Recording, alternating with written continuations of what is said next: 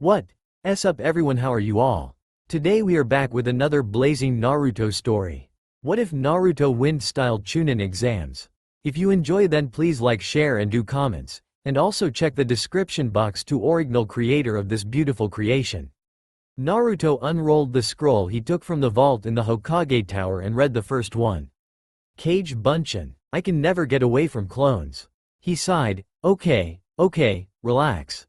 Just take it slow. He began to read it but he couldn't help but notice the seal next to the Kage Bunshin. He shrugged and memorized the Kage Bunshin before looking at it. What is this? He held the paper by the edge and got a paper cut on his finger. A drop fell on the seal and he panicked. He was only supposed to learn from it, not damage it. But the seal glowed red for a moment, making him watch it in amazement. He squeezed the finger until a lot more came out and he spread all over the seal. There was a puff of smoke and a scroll the same size as Forbidden Scroll appeared. He looked at the title and read it aloud. Fujin's Wind? Shrugging, he unrolled that as well. To whoever so finds this scroll, know this. This is my complete life's work. Inside is my experience as a shinobi. I have found a way to implant my knowledge into this scroll and through an extremely complex array of seals, I am able to transfer this knowledge to you, the reader. But all things has a price and stipulations. First, you must be of the wind element. If you are not and try to use it, it will. Naruto grew bored with the introduction and skipped forward. Must have good endurance or else it will not work. Now to proceed, you must first spread your chakra-infused blood over the first seal. When you do, the rest will work by itself. Remember, this will only give you the knowledge, not the experience of my life. I was, in my time, the strongest wind user ever. This will show through you. And once this is used once, it cannot be used again. You must make the scroll again before you die, as was by my predecessor and his before him. This is how it has been for a long time. 3 generations of ninja have done this. You are now the 4th. Good luck, Fujin, for that will be your title before you die. You will be the wind god. Naruto grinned like a maniac and did as the scroll instructed. Before passing out from pain, what he had neglected to read was that those not strong enough or without the wind element would die from the ceiling. Even unconscious, he thrashed around and roared in agony. But as the damage was done, it was healed. After near an hour of the most indescribable pain he had ever felt, Naruto stopped and soon woke up. Great Ramen God, my head is splitting. He sat up, wiped his forehead of sweat, and wished for a breeze. Without even meaning to, he waved his hand and there was a breeze. He practically moaned in pleasure as it caressed his skin. After a half hour, the pain was gone and he looked at the scroll. It was completely blank. The odd thing was, he knew how to recreate it. And he now knew all of the intro, as he had put it. It was a warning to keep him from killing himself. Fujin, I'm an idiot, he said, wiping his hands down his face. Hoping not to get caught, he returned the scroll inside the other and smirked when he realized what he had done. He created that breeze, he just sealed something without even being taught how. Feeling the best he had ever felt in his life, he looked at the Kage Bunshin and began to practice it, already seeing how to combine it with his wind element to make it stronger. Mizuki-sensei was in for one hell of a surprise. He was going to pass for sure. I passed all right, he muttered later that evening after Iruka-sensei gave him his personal headband. I don't know that jutsu, Naruto, Iruka said to him while eating some ramen. What was it? I'm not sure if I should say, Iruka-sensei. A name then? You never said it, because I don't have a name for it yet. I made it. Huh? You took the Kage Bunshin and improved it? Naruto blushed and rubbed the back of his head. Yeah, I guess I did. I can't believe it though. This is so much to take in. You're telling me, when that clone exploded, why were there slashes and everything around it? That is the secret, Iruka-sensei. It was wind. I made the clone out of wind as well as whatever the Kage Bunshin is made out of. What? Iruka looked shocked. Naruto, you mean to tell me you didn't completely understand what made it work before going to work on it? I didn't, Naruto replied. Should I have? Yes. People have literally blown themselves to pieces trying to do that. How did you do it? Naruto shrugged, I have no idea. I just knew that it would work once I figured it out. The next day, Naruto stood atop the Hokage monument. He knew he was skilled enough to do it but up until now, he had only done this from trees, then buildings when no one could see. Taking a deep breath, he took several steps back from the edge before running off it. His hands flew through their signs and he was suddenly jerked when he almost stopped falling. He about levitated down, much like a feather falling. He touched down on the roof of the Hokage tower and grinned. "Watch out, Konoha, Fujin Naruto has arrived." He leaned back in his chair, wishing he could be spending his time with Konohamaru. At least he kept it interesting. He sighed before looking around the room. What? People were staring at him again. He had replaced his "kill me" orange jumpsuit with a light armor. It was a black sneaking suit for the most part that covered his chest, neck, waist, legs, feet, and hands. Over his lower legs and feet, his forearms and the top of his hands, and his chest, back, the side of his legs, and around his waist were plates of a light alloy that would deflect most kunai and shurikens. There was also a mask with the same thing. The plates were colored dark orange. He wouldn't get rid of all of it. It looked like one of the ninja uniforms from over 1,000 years ago instead of what they used now. "Stop trying to act cool," Sakura screeched. "I am not trying to act cool," Naruto growled. "I am trying to stay alive. Maybe it hasn't reached that pea-brain of yours, but we are now the blades and weapons of the village. We will go out there and kill people. And they will try to kill us in return. I am not dressed like this to get your attention. Is any of this reaching you, or are you too busy fantasizing about jumping Sasuke to even realize you could very well die within the next year?" Sakura was too shocked to speak. Naruto never talked to her like that. He begged her for dates, not insult her. Because as you are, a useless fangirl, you would only be a burden to whatever team you are put on. You have no real skill. Yes, we are barely more than students. But even I know more than the academy ninjutsu. Wait, let me guess, you are banking on whenever you get in trouble, Sasuke-kun will come to your rescue. As if, bitch, I wouldn't even bother. Everyone there had dropped their mouths at hearing that, including the Jonin that had just walked in to get their teams. "Naruto," Iruka said from the front, "you do realize that you are on the same team as her, right?" "Oh goody," Naruto muttered before sighing. "I am sorry, Iruka-sensei. I have been on edge ever since Mizuki." Iruka nodded. "I understand that, Naruto. But not everyone in the village will betray you. And hardly anyone will watch out for me," he replied. "I just hope our sensei gets here soon." Kiba turned to look at him. "What do you mean, Mizuki, and betray?" Naruto sighed again. "I mean, he used me to try to steal a scroll of the Hokage filled with jutsu. I stopped him. To be precise, I blew his arm off and left him a bloody mess." "As if, Dobi," Sasuke said to him. "He is telling the truth," Iruka told him, shocking everyone there.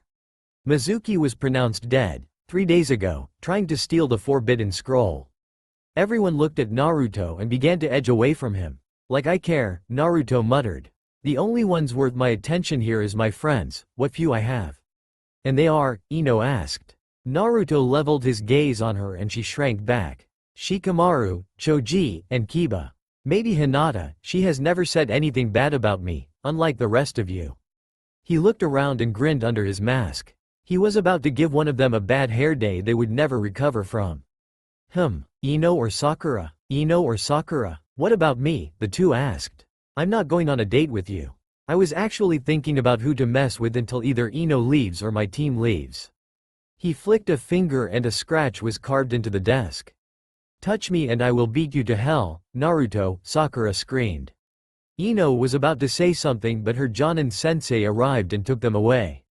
"And then there was one," Naruto said with a grin. "Naruto, stop it," Iruka ordered. "I think we need to go speak with the Hokage, now." "Fine," Naruto said, getting up from the back of the room. As he headed out, he passed by Hinata and saw concern in her eyes. But for him, not herself. He put his hand on her shoulder and said, "I am sorry if I scared you, Hinata. I have just been going through a change is all."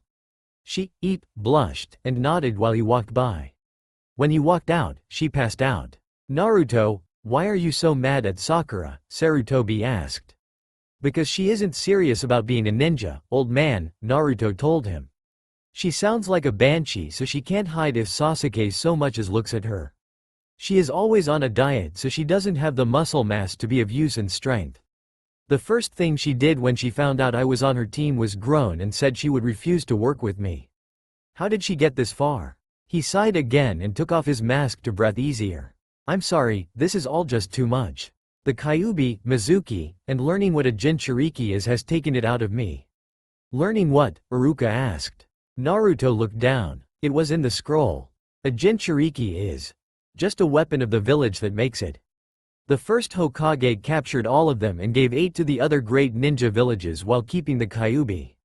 I was born as just a weapon. Unless that it attacked us isn't a lie either. Which means we lost control of it, so it was sealed in me to save our skins. Better to sacrifice one boy than the entire village. No, Naruto, you are not a weapon or a sacrifice, Sarutobi told him vehemently. You are a hero that saved us from the Kyuubi. So I was convenient. No, Naruto, Iruka told him. You were not just convenient. No one wanted that of you. But they want it now, Naruto replied. He looked at his hands and clenched his fist. You think I don't hear the whispers? People muttering how they wished I was gone. Or that man with one arm, how he would look at me as if he wished he owned me. Because I know now he does. I have the Kyuubi inside me, why shouldn't he? Control me, control it. And what would my class do if they found out? They would distance me as far as they could, maybe even outright attack me. I don't want to be on a team with them. People want me gone, I should go. Put me in Anbu or something. No, Sarutobi yelled. Naruto, most of those men don't survive their missions. Then the council will get off your back, Naruto told him. I've heard their whispers as well. Both men were heartbroken by what he was saying. Naruto knew that they wanted him dead and he was willing to go along with it. I failed you, haven't I? Sarutobi asked. No, old man, Naruto said, hugging him. You cared and tried your best. But one man, even a Hokage, cannot hold back the tide, especially one of darkness. Please, let me do this. Reluctantly, he nodded. Iruka walked back into the class and found Sasuke and Sakura still there. Naruto will not be joining you as your teammate. Ha, Sakura shouted. I knew he didn't have what it takes to be a ninja. Why not? Sasuke asked. Because he requested something that only the Hokage can do. Suffice it to say that for the time being, you will be a two-man cell.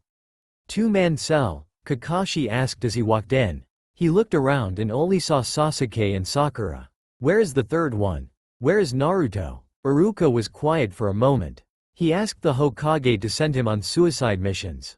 Naruto has joined Anbu as a trainee. What? Sasuke demanded. Why should he get special treatment? He was dead last. Sasuke-kun is right, he should be getting that training, not Naruto.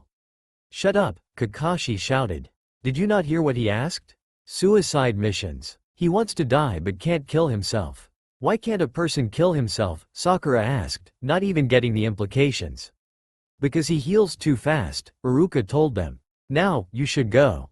I have things to do to get ready for my next class. Naruto picked up the head and looked at it. And you thought you were invincible, Aoi, he said to him. He pocketed the Raijin and sealed the head inside a scroll. He really only needed the sword to prove it, but it was a gift for Ibiki.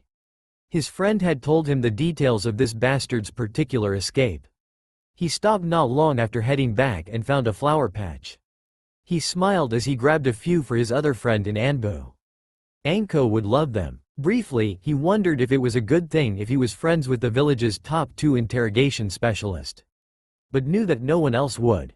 When he got back to the village, he slipped back over the wall unseen and went to the Hokage's office. Anbu Kitsune returning, mission accomplished, he said to Sarutobi. The old man grinned and took the sword. Good job, Kitsune. The council is going to have another fit. But the odd thing is, they were expecting you to come out of it alive this time. Oh? Yes. They have your next mission here. And you are not going to like it. He handed the scroll to Naruto and he waited for the explosion.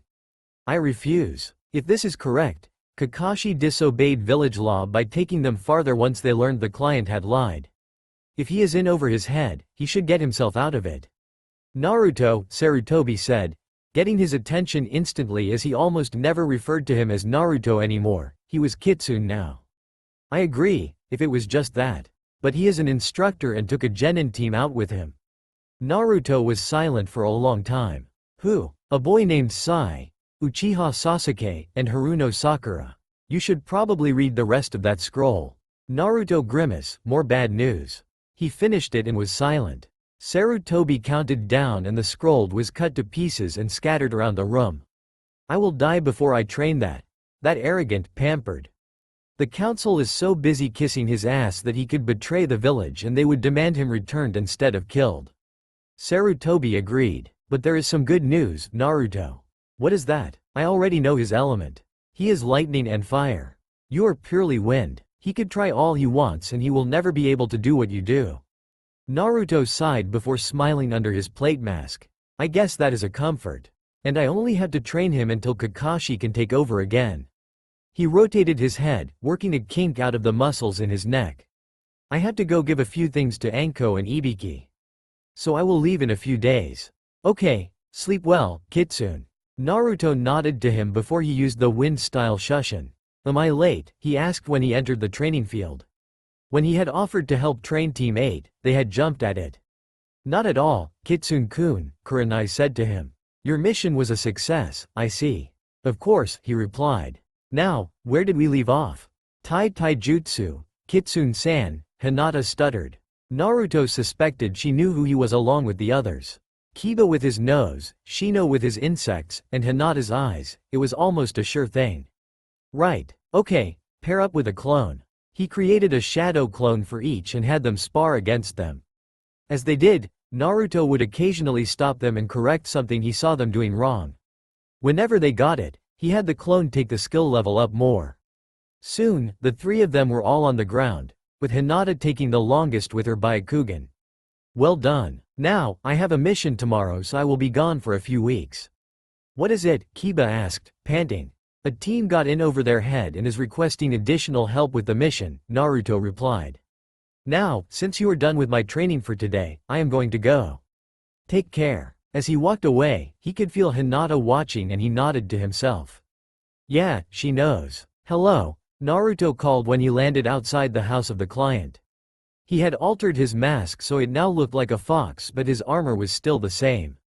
Everyone from that day knew who he was so he didn't expect a good welcome. He went to the door and opened it. I am your. He threw a hand to the side and 2 shurikens fell to the ground, cut in half. Back up. I don't believe it, the Dobi, Sasuke said from the kitchen table. You still alive? Obviously. Not only that, I now outrank you, do not call me that again. I am Kitsune-san, Kitsune. Hell, even Kitsune Teme, nothing else. Yeah right, Sakura laughed. Who is here with you? He works alone, Sai told them. When I sent back the message, I did not expect them to send you, Kitsune-san. They did. You, Sai, I like. But obviously, you knew that you were not supposed to continue the mission so why did you? What do you mean? Sasuke asked Sai, the Dobi works alone. I am still getting those suicide missions, Genin, Naruto growled. Watch what you say or I will put you on report. You can't order, Sakura started. Naruto finished it when he suddenly appeared right in front of her with a fist in her gut. I can and am, he told her. You two are disobeying a direct order outside of battle. I intend to make it very clear to you two how things work. I am Anbu. I make the decisions, I say how it will be. You carry out my orders. You will follow chain of command. Or I will kill you myself. Sakura was coughing on the floor so she didn't reply.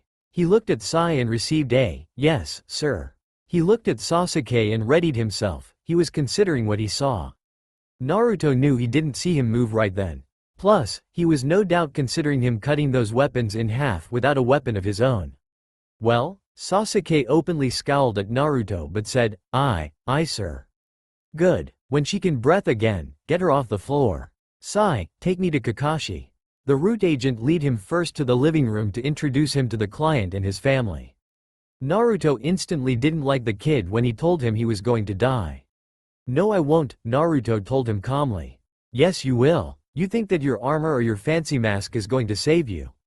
Inari, stop, Tazuna shouted, he knew what that mask meant. Please don't hurt him, Anbu-san. I won't, Naruto replied. What is so badass out here that I am going to die? Gatu, the kid said, assured that he was right. No one can stand up against him. Gatu. Ah, yes. Shipping, slavery, drug dealing. Known to hire missing ninja and then killing them with a large number of thugs. Keeps 2 disgraced samurai as his own bodyguards. How is he going to kill me? Inari was about to reply but Naruto continued. Keep in mind I have been stabbed, crushed, bludgeoned, and set on fire. Everyone there widened their eyes at his announcement. Let me tell you something about being killed. I do not wear this mask for nothing. I wear it because the Council of Konoha wants me dead so badly, they send me on suicide missions, where no normal human has a chance to survive. And each and every time, I completed the mission. I am here alone because it doesn't matter that Zabuza is out there, waiting to kill us. I will complete the mission, alone if need be. Sigh, Kakashi. He took him upstairs and into the room. Sensei, Sai said on entering. Anbu Kitsune has arrived as backup. Not backup, Naruto corrected. I am now in charge of the mission. What? Kakashi asked. He looked at him and didn't believe what he saw. An Anbu the size of his students was saying he was relieved of command. By whose authority? The council and the Hokage. Remember this, Kakashi, I am Anbu, you are only a Jonin now. Kakashi frowned under his mask. Technically, you are right. But, no buts. You brought them out here to feed your ego. Missions change all the time. Yeah, from say C to B, not C to A or low S. You, by all rights, should have taken them back and… I was under orders, Kakashi confessed. What? The council had me appear before them before we left for the mission. They told me the real situation and ordered me to continue it. Why? Kakashi sighed and continued. I will repeat what I was told when I asked that same thing. The Sharingan thrives on conflict that is hard to survive. This is sure to bring it out. Meaning the rest of your team or even you be damned, Naruto finished. Just so long as they can get a second Sharingan. All three looked at the door when they heard a girl yelling. You need to teach your genin how things are. That even if they knew me, they have to respect the rank. I am trying but Sasuke respects power while Sakura. You were right about her. I know. Keeping careful notes for Danzo, Sai? You know? How couldn't I? That smile is as fake as I have ever seen. Go ahead, report it, doesn't matter to me in the end. What will the council do? Try to kill me? He rubbed his arm where criss-crossing slash scars could be seen. They were fading and in another week, would be gone like the others. So the problem is Gato? In the long run but… I am in command, Kakashi. But I won't put you on report for this. You should have told the Hokage but that is in the past now. I will be back when I am done. He stood up and left the room. When he reached the bottom of the stairs, he saw Sakura throwing a tantrum. Who does that Dobi think he is? He can't just order us around. I swear, next time I see him, I will give him a piece of my mind. Then give it, Naruto ordered, making her jump. I am right here, give it to me. She turned around, scared. Problem? You were so brave when you thought I wasn't here. I am ordering you, give me a piece of your mind. Get it out in the open. And when it is done, I will go on with my mission. She took a moment and gathered her courage. You will forever be just the dead last. You have no right to order us around, hit me, or say those things to us. You are lucky Sasuke-kun doesn't see you as worth his time or he would kill you. Finish? No. You are a horrible person, just like my parents said. You are probably alone because your parents couldn't stand you. There is no one in this universe, much less planet, that could ever stand to be with you. That's right, let it out. You are rude, selfish, a demon. Someone like you shouldn't be born. I wish you would just die. She stopped ranting and caught her breath. Done? Good. I will remember each and everyone when I make my report on you.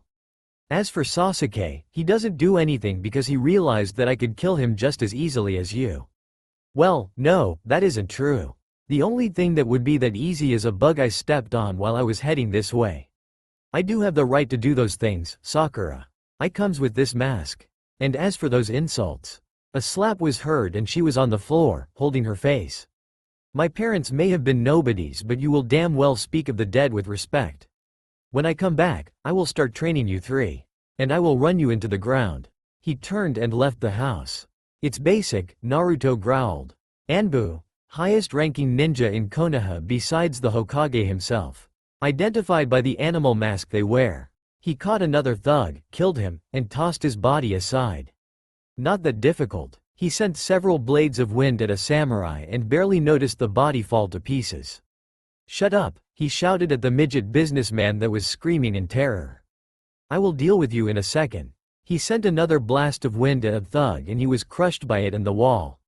Now it is time for you to die. Wait, please. I will pay you anything. Just don't kill me. I said shut up, Naruto said before crushing his windpipe.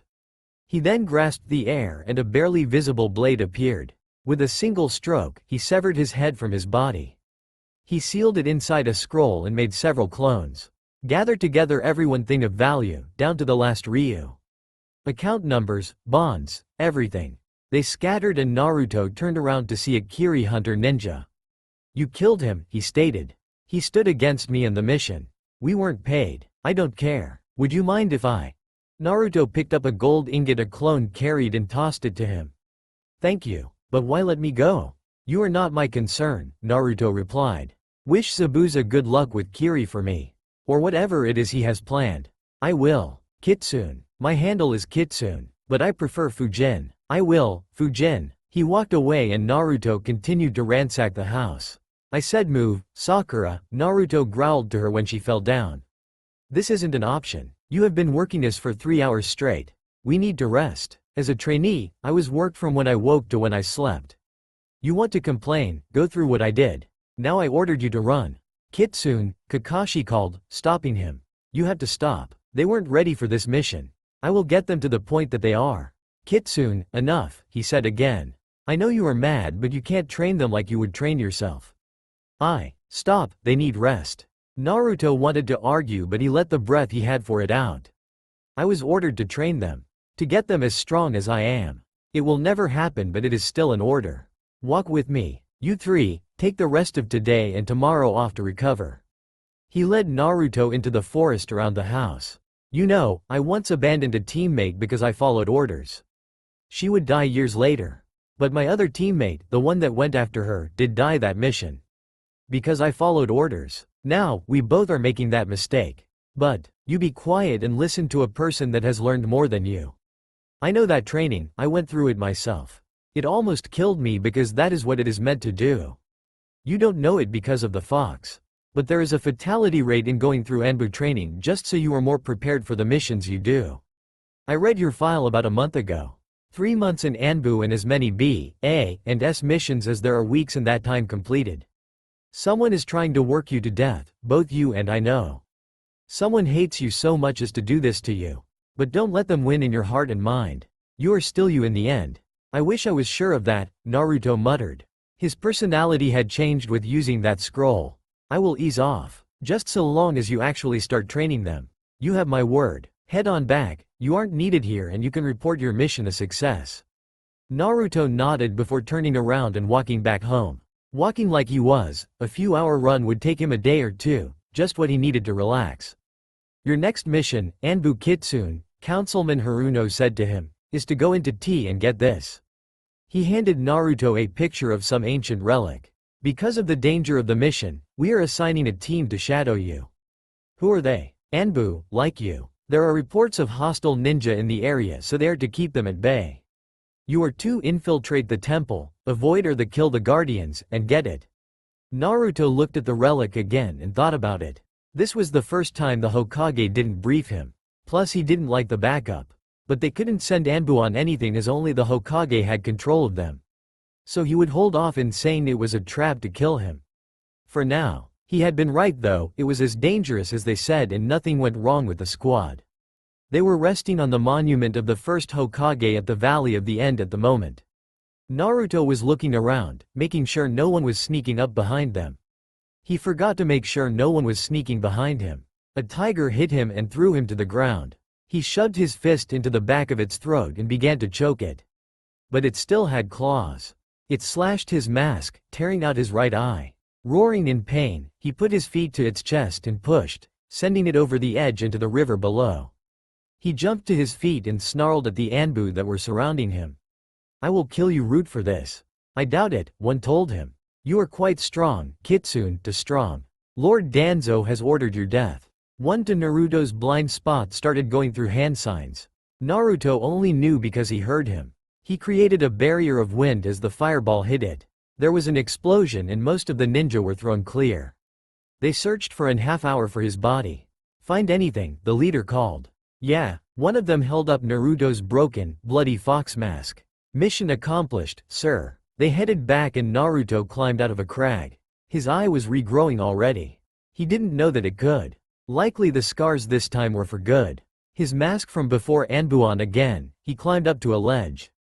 He told them he was going to kill them, he couldn't just lie to them. He climbed up the cliff wall and went after them, using a clone to cover his blind spot. He came to the first straggler and killed him with a daitopa, throwing him against a tree with the force to break his spine and skull. It wasn't long before they missed their rear guard.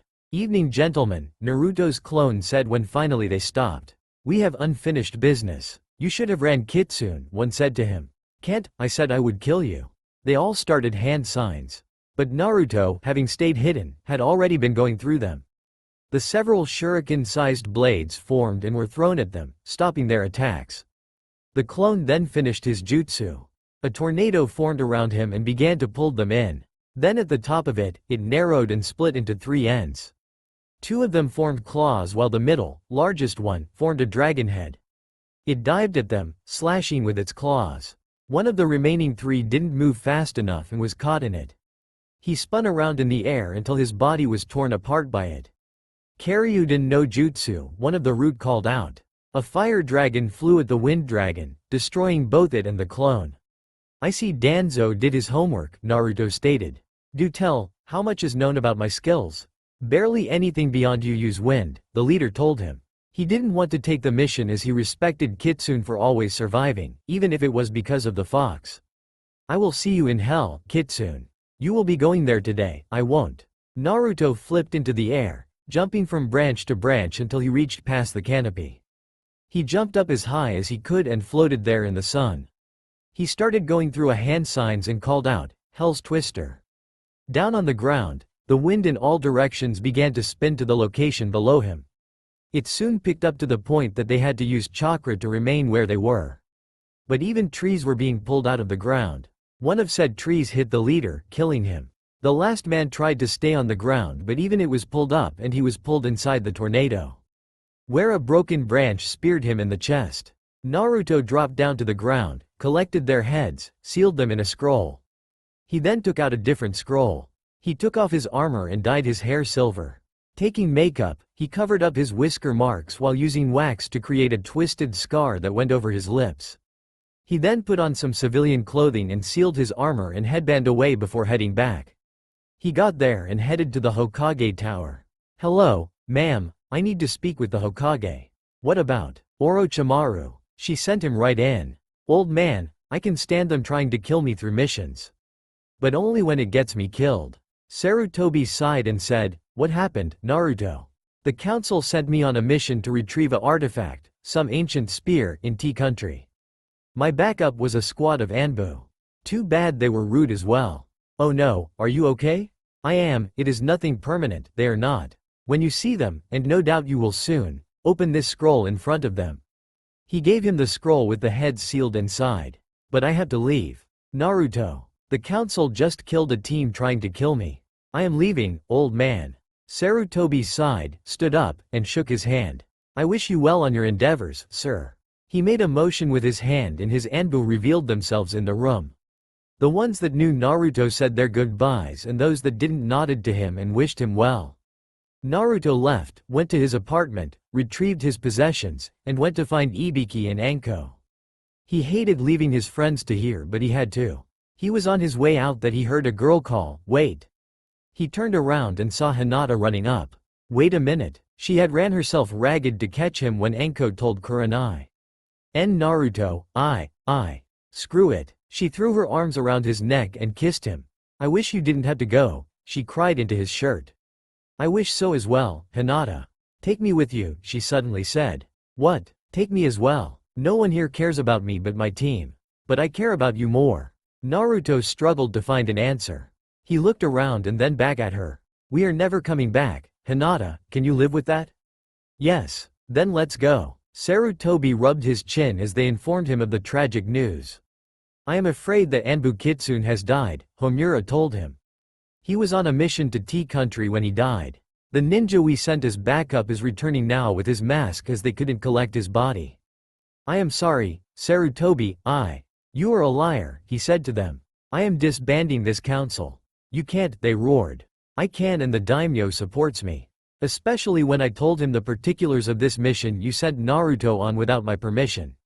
"You already knew?" Koharu asked. "How?" This was sent to me by Naruto, he told them, holding up the scroll, shocking them. Danzo, you missed. He unsealed the contents, showing them the heads. Look familiar? They do to me, former, root operatives. I ordered you to stop that program and yet here are 4 members, dead from trying to kill one of my best Anbu. Arrest him, Kaharu, and Homura. 2 Anbu appeared behind each of them. You are charged with treason, all of you. You can't do this, Danzo roared. I am. We were your teammates, Homura shouted. That was so long ago, it doesn't matter. The only thing that matters now is that you have been trying to kill a loyal ninja. He knew this and went with it because it would only get him killed.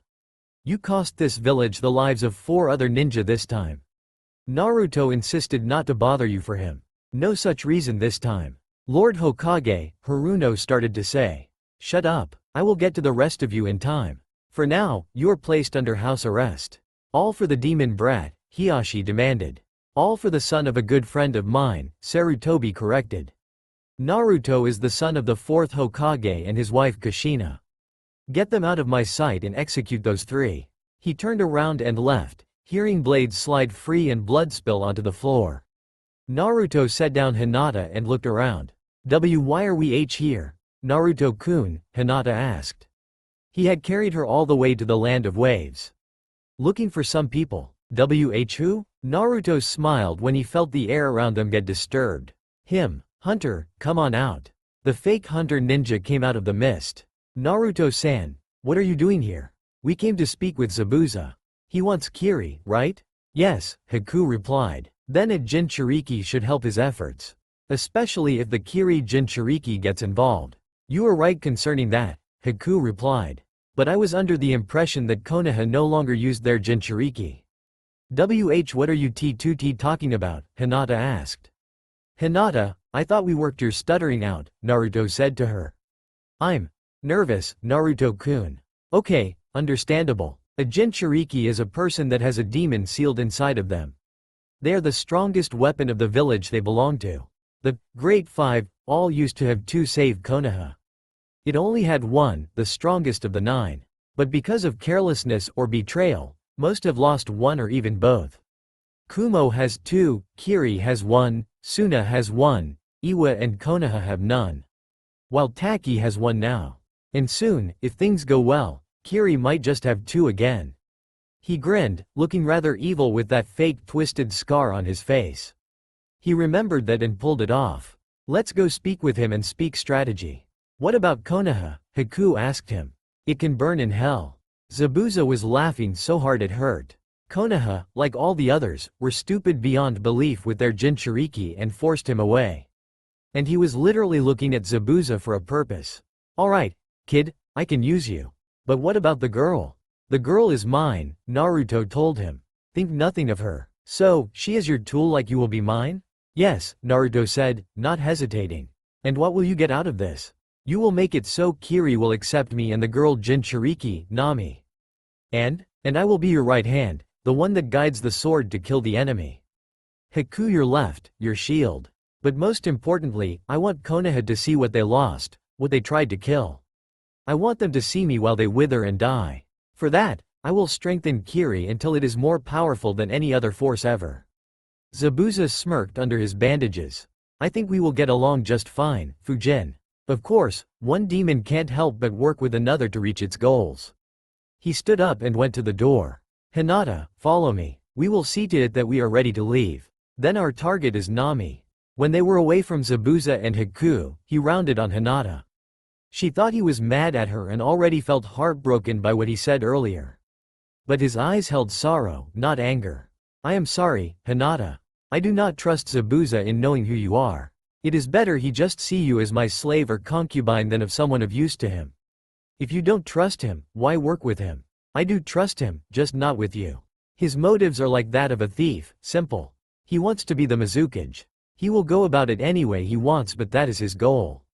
He will save the arm twisting for those that are of value to him. You could be one of those people. Then, why? We are ninja, Hinata, what else do we know? She nodded after a moment, she knew he lived for no other reason anymore. What are you going to teach me today? Sasuke asked Kakashi. I'm not, he replied, a grin under his mask. Sigh, I am to inform you that Danzo has been killed and Root is now completely disbanded and being rounded up as traitors. A friend though has put in the good word for you and your brother. You are to be left free. Root, what is that? Sakura asked. And who is that friend? Root is a secret organization trained and created by a man named Danzo to make weapons out of ninja. Emotionless weapons. And that friend was Anbu Kitsune. Why aren't you teaching me? Sasuke demanded. Because you are being brought up on insubordination charges, you and Sakura, Kakashi said, all too happy. You disobeyed the order of a ninja higher ranking than you. You also attacked him. The council will never let that go through, Sasuke said, smugly. If there was still a council, you would be right. But with 3 executions, and the others placed under house arrest for the attempted murder of the son of the 4th Hokage, you have no leg to stand on, and I don't have to put up with your shit. You can't do that. Konoha needs my Sharingan. Sai scoffed. Konoha needs ninja like Kitsune. You don't have a Sharingan, you are a barely skilled genin. I would trade your life for a Klondike bar. He ignored the screeching Sakura and turned to Kakashi. You said the son of the 4th? Yes, though I am sad to admit not seeing it. Uzumaki Naruto is actually Namikaze Naruto, son of Namikaze Minato and Uzumaki Kushina. There is no way that Baka is their child, Sakura shouted. He is a child that when placed in Anbu, survived training and over a dozen attempts to kill him, Sai told her. He has more B, A, and S-ranked missions accomplished than we have D-ranked. He smiled suddenly. Gentlemen, here to collect the prisoners? They all turned to see 4 Anbu there. What prisoners? Sakura asked. I told you too, you are charged with insubordination. That is a felony, Kakashi told them. Kakashi-sensei, you can't be serious, she said again while Sasuke growled. I am. Feel lucky you are only under house arrest. Just don't fight them. He nodded to the Anbu who then stepped forward. Sakura screamed but didn't fight them. Sasuke went for his kunai. Don't. Too late, he slashed at one of them. Kakashi tried to stop them but it was too late. They jumped back as one, pulled their swords, and stabbed them both into his arms. The blades were then twisted, making Sasuke roar in pain while the bones were broken. Kakashi sighed in relief. I thought you were going to kill him, that is standard issue. I want my chance with him, the woman with a snake mask stated.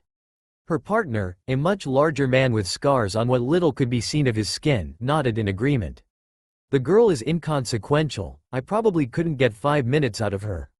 But Sasuke here, through stubbornness or insanity, I'm not sure, will last a long time. Being none too gentle, they tied his arms around his back and took them away. Where is Naruto? Sai asked. I want to thank him. He is gone, he left the village. What? The council got 4 ninja killed when they ordered them to assassinate Naruto. He survived, of course. You mean we have driven away the only child of the 4th? Yes, Sai, that is exactly what I mean. I want to see my daughter, Hiyashi growled to the Anbu guarding him. We can't help you, Wolf told him. Like hell you can't. She is my daughter, you will get her and bring her to me. We have already brought you Hanabi, Bear told him. I mean my eldest daughter, Hinata. Again, we can't help you, Wolf said. Why not? Why can't I see my child? Because she has gone missing ever since one of the Root decided it was better to blow himself up than be captured, he replied. In truth he wasn't sure if that was completely true. But with several Root preferring to go down fighting and taking people with them, it was more than likely that she was caught in the crossfire. She's dead? We can't say, we just know she is missing. He wanted to kill him right there when Hiyashi shrugged and said she had been worthless.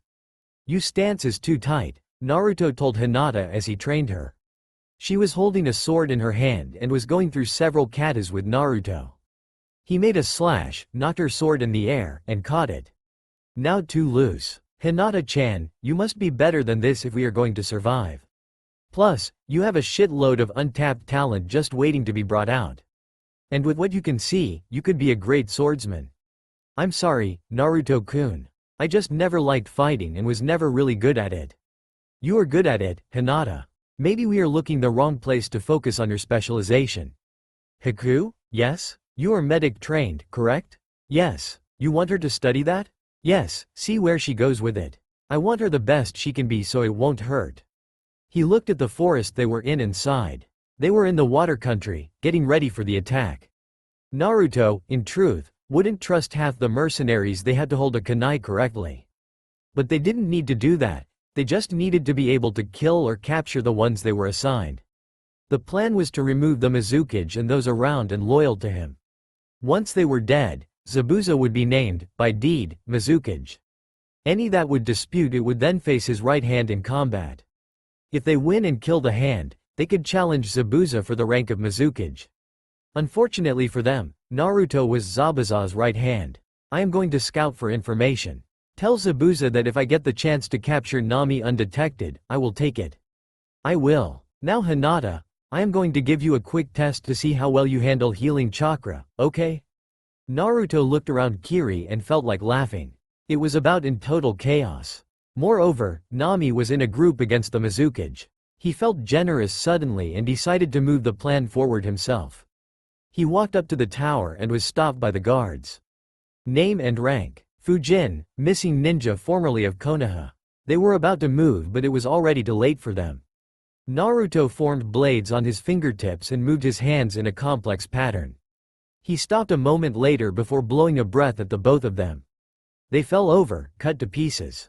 He walked in, no one even noticing they were dead except for maybe one or two shocked ninja outside. He walked unchallenged through the tower until he got before the Mizukage's office. "Excuse me, ma'am. Can you tell the Mizukage his 2 o'clock is here?" "Just a moment," she said, not even looking up. "Sir, you have a guest. What does he want?" Naruto didn't wait for her to repeat it. "I am here concerning the bounty on Momichi Zabuza." She repeated it and the Mizukage replied, "Send him in." Naruto walked in and found the Mizukage there with several Anbu. "You have seen Zabuza?" "I have." "Where is he?" "That is my little secret. You know, you have done 3 things wrong right now." "What are they?" 1. You let me in. 2. You lightly guarded. 4-man Anbu team for me, fucking insult. But your worst mistake, Naruto motioned to the sword on the wall behind him, is you are not armed. "An assassin," the Mizukage muttered. "You do know you are not getting out of here alive, right?" "That you are wrong. I am the Kitsune of Konoha, the Fujin. And you die here, now." 3 Anbu jumped at him while the last threw several weapons at him. A heartbeat after they let loose, Naruto completed his hand signs. A sphere of spinning blades surrounded him. The 3 that jumped fell to the ground like they just went through a vegetable slicer. Naruto ran forward and hit the remaining Anbu, his hand drilling through his chest. The Mizukage had not been still during this. He had jumped up and went for his sword. Naruto sent a blast of wind and the blade and part of his clothes were shredded. "So, there is something special about you."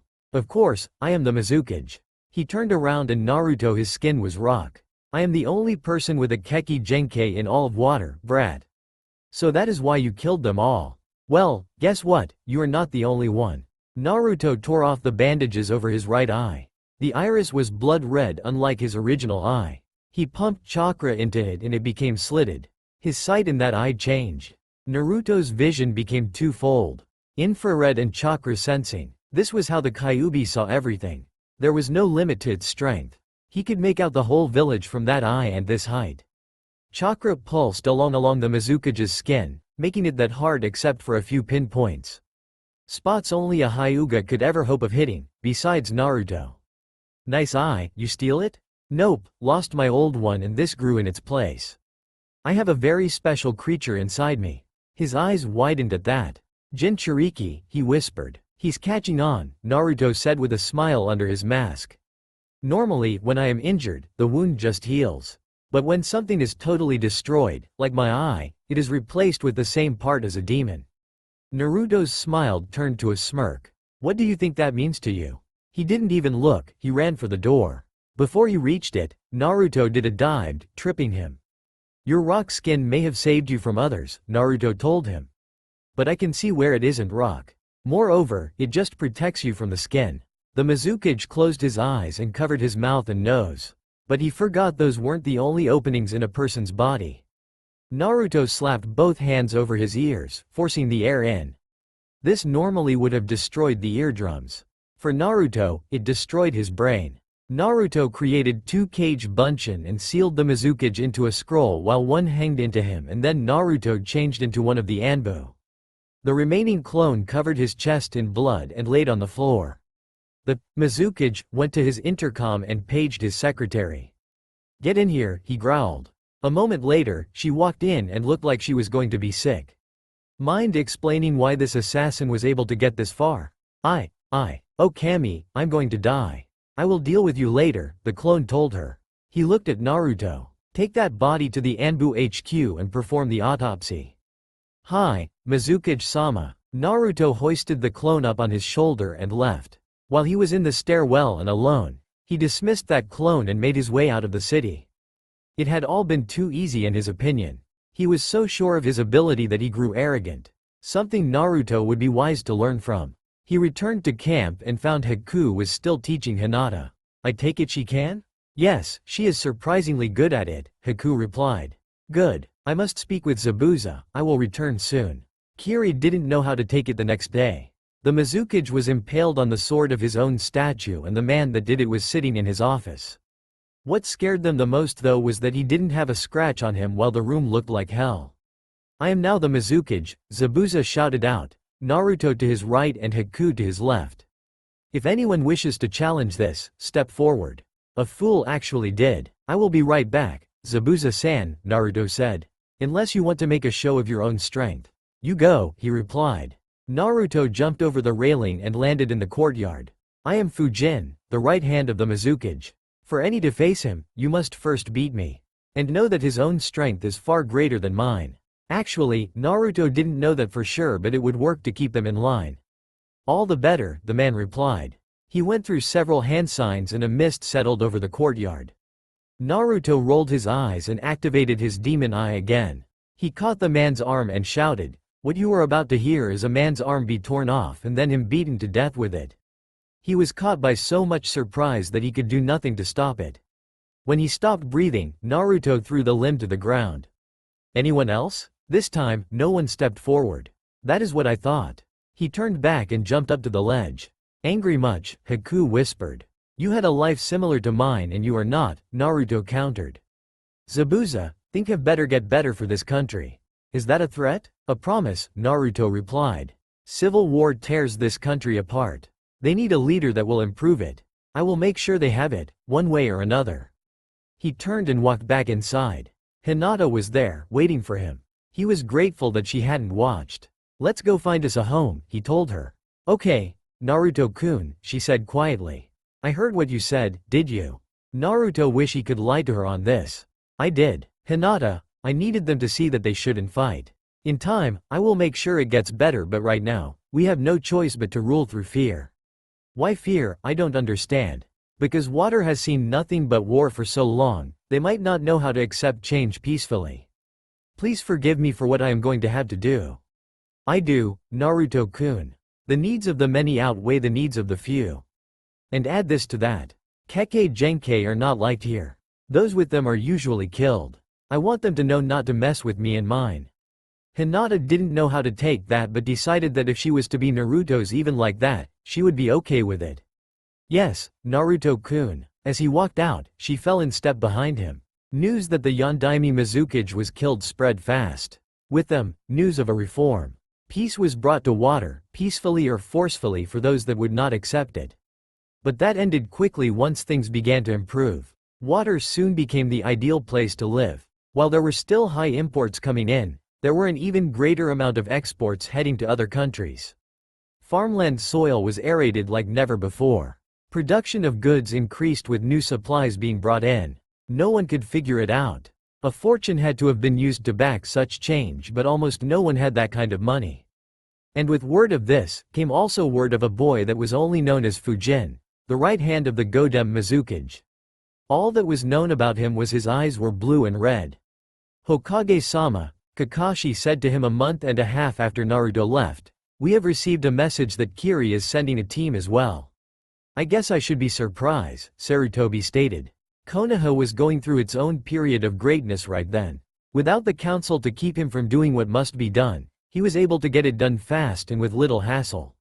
"I should have disbanded them years ago." "It has been better," Kakashi replied. "Have you decided on whether or not you will kill those that remain yet?" "Most of it was done by Danzo and my teammates, so doing that would be wrong. But I can't let them off the hook either." Moreover, some have been weakened by recent events. If I kill Hiyashi, his last remaining daughter will be at the mercy of the clan council. I don't their methods, but they did instate that blasted seal. And the others? Inoichi, Shuza, Shikaku, and a few others were against it until they saw that Naruto would survive whatever they threw at them. I knew this at the time. They will be let off. Yeah, have to admit, Naruto did do a lot of good for the village, even if that wasn't their intentions. Haruno is just as guilty as Danzo, but her clan is in the same position as the Hyuga. Kill her and a worst ruler will appear. Speaking of which, what was it decided on about Sakura's punishment? That if she decides to take being a ninja seriously now, she will be allowed to stay as one. She will be returned to you in a few weeks. How are Sai and his brother Shin doing? They are fine and getting better. They actually look forward to the Chunin exams. I guess they will miss it though without a third member. And Sasuke, did he actually do that? You heard right. During the interrogation, he activated his Sharingan and tried to use it to cast a genjutsu. He didn't realize that it takes more than the first level to do that. Anko had some fun with him for that. Tried to use it as leverage next. Inoichi did a dive into his mind and found it was shattered. He might be able to rebuild it, but the damage has been there a long time. Itachi, I will follow your command on this, Hokage-sama. If Sakura is returned in 2 weeks, I can, officially, enter Team 7. Those two boys deserve the chance to be Chunin even if she doesn't. Take them in, but warn Sai and Shin. If it looks like they will be hurt because of her, they're to withdraw. I will, sir. He looked out the window. It isn't right that this city will get better because its savior is taken away. Have you gotten any luck in finding him? No, he has just disappeared about. I pray that it is to a better life. Naruto trailed kisses from Hinata's lips to her neck, every now and then giving her a love bite. She moaned his name as his hands rubbed her body. One of his hands just slipped under her shirt when it happened. There was a knock on the door. Naruto groaned while Hinata continued to kiss him. Leave it, she told him. It might be important. Not important enough, she replied. Her hands went under his shirt and began to trace muscles there. After a moment, the knocking went away and came back more insistent. I'll kill him, Naruto growled. He, reluctantly, forced Hinata from atop of him and went to the door. He opened it, scowling at the messenger. Is the city under attack? No, he replied. Nami on her period and on a rampage? No. A mission so critical, it needed to be done hours ago? No, he replied, confused. Then why are you risking you like right now?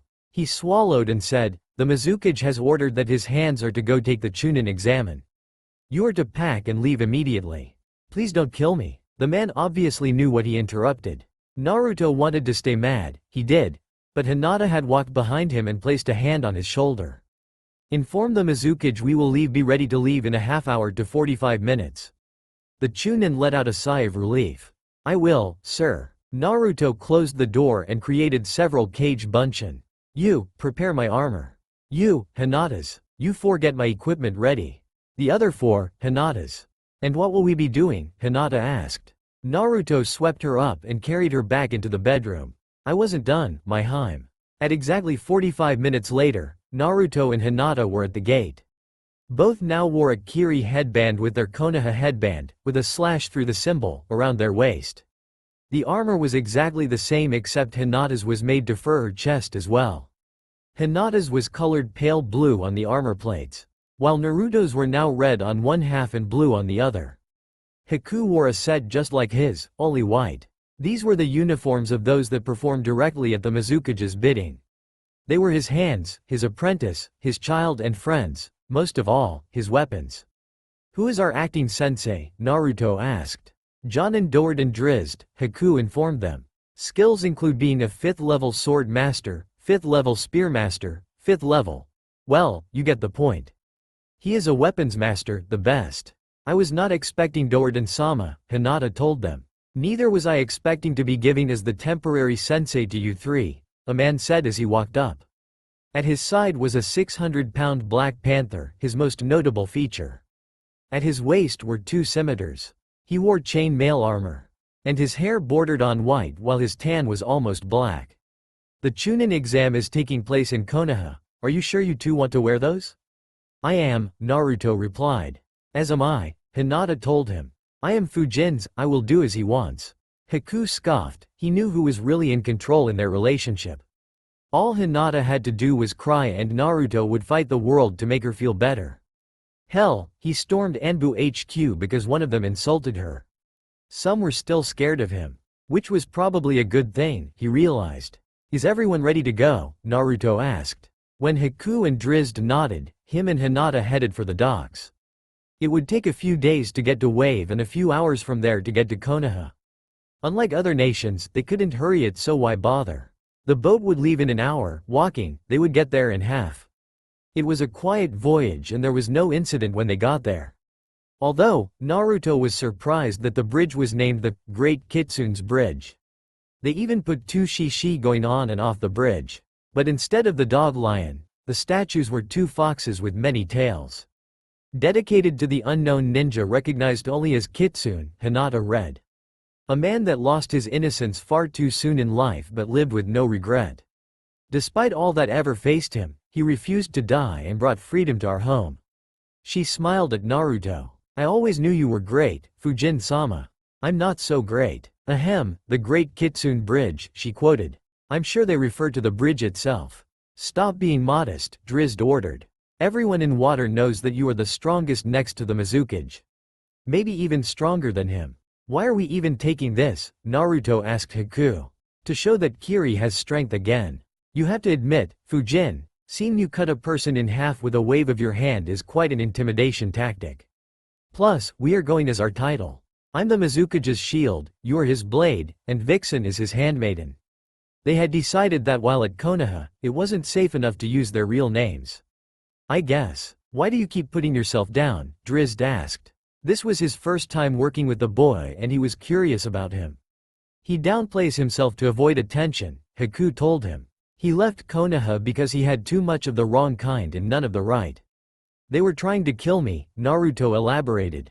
But they couldn't do it. He released the seal over his right shoulder and grabbed the spear as it dropped. To retrieve this was their last mission. The lightning spear of Raijin, if the legend is correct. Do you know how to wield it? Drizzt asked. You are not the only weapons master around, Naruto replied. He spun the spear around in this hand and brought the butt end down on a puddle. Several drops were kicked up and Naruto spun, cutting one in half. He kept it balanced there just on the tip before spinning, throwing the water droplet up into the air and cutting it in half again. He resealed it. When it hits, it delivers a high amount of electricity into the person it hits. There might be a few there that I want to hit with it. They reached the gates and the guards tensed. Names and passports. Doerden Drizzt, Jonin Sensei. Fujin, Genin, Mizukage's blade. Haku, Genin, Mizukage's shield. Vixen, Genin, Mizukage's handmaiden. The one writing dropped his pen. You mean you three are his personal bodyguards? We are, Fujin told them.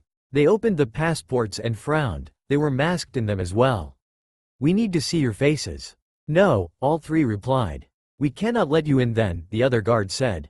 You would deny us entrance, Drizzt asked. We have orders to send a person wearing sectional armor like they are to the Hokage. Our title holds us above that, Vixen told them. But, he looked down and scowled. Reveal your face now. Why so angry? Haku asked. He looked down at their scratched headbands. Just because they are missing ninja? We were abandoned by our sensei over a year ago, Fujin lied. As Konoha will have nothing to do with us, we left for a village that would. Article 1986 states that no ninja, even missing ninja from the hosting village, shall be denied entry of the Chunin exam if they are participating, or the sensei of a team, or connected to a participating team. Article 993 also states that visiting dignitaries of certain rank or title, such as that of Anbu, do not have to reveal their identities. We reveal who we are, there is an army out to kill us. Not our problem, they stated. It is your problem, Drizzt told them. Deny us entrance and this could start a war between Kiri and Konoha. I will send a message we are being denied in, Fujin told Drizzt as he bit his thumb and prepared for a summons. Wait. You will have to meet the Hokage but you will be let in, the guard on the right said. Good enough, Naruto said, wiping his hand clean. He didn't have a summons but they didn't need to know that. They were led through the village into the tower. Once there, the Hokage saw them. Hokage-sama, we were told to be let in, we would have to speak with you. He read the report the guards quickly drafted up. Understandably so. I will get right to the point. I honestly don't care who you are, I care who you are not. I don't need to know who the girl is. Likely, the same as you, Haku. But you, I might. I am looking for a ninja that was betrayed by the council and I don't want to come back, Naruto told him. Do you know what happened while I was away? During that first week even? I have another nightmare. This, for a normal person, meant little. For Naruto, it meant him waking up screaming in terror and pain. But instead of facing it alone, I had someone there for me this time. I am happy where I am. Naruto isn't here. I am Fujin, the Mizukage's blade. And I am here because I was ordered to be here. Naruto, I am sorry. Fujin sighed and pulled off his mask. Once again, I am telling you I am not mad at you. You tried your best, old man. And I am grateful for that. Although, he looked out the window. Konoha looks like it is doing better. Pisses me off. You would wish hard times on Konoha? Well, maybe just the feelings they gave me. If it takes hard times, then yes. Sarutobi nodded, he could understand that. So, the blade of the Mizukage. I have heard horror stories being told to frighten bad children about you. I am not sure if they would be exaggerated. You turning into a demon and slaughtering a whole village? Okay, they are exaggerated. But no doubt, some of what I have had to do has actually made it to there. Beating a man to death with his own arm for challenging you? He challenged the Mizukage, Fujin replied. I was just the chosen tool of his punishment. You have heard, right? About how water was to how it is. Yes, a remarkable change. That is why I did it. If fighting continued, progress wouldn't come. It was wrong, but it was also the only answer. The lesser of evils, Drizzt stated. I am Dorden Drizzt, Hokage-sama. I am their registered Jonin sensei, even if they have been trained by others. Do we have permission to enter the village of Konoha? Yes, of course. Naruto, will you be so kind as to remove your old headband and the headband around the waist of the young lady? But we are. No, missing ninja betray their village, not their village betrays them. I have a thought who she is, but for all concerned parties, the girl I'm thinking of is dead. Fujin nodded and looked at Vixen. She removed hers and Fujin his. Do remember to stay out of trouble. They nodded and left. There is a hotel on the east side of Konoha that has good rooms for a reasonable price. I am going to scout the competition, Haku stated. I will find you later. Haku had just turned a corner and smiled when he saw another Kiri ninja team. Hey, a fist just hit his face. You, I hate you. Because of you, Sasuke-kun is in prison, so was I, and my mother is facing charges from the Hokage as well. Haku turned his head back in the direction of the screaming Kunoichi. She had pink hair, a flat ass, and almost no. He was going to get back at Fujin for making him a pervert. That punch had no power in it, he stated. The Kiri team were all shocked. No one attacked a person wearing that uniform and got away with it. Few even lived. How did I do you wrong? Don't give me that shit, Naruto. You know exactly what you did. She went to punch him again, but Haku caught her hand and began to squeeze it. He began to move his fingers, making the bones in her hand grind together painfully.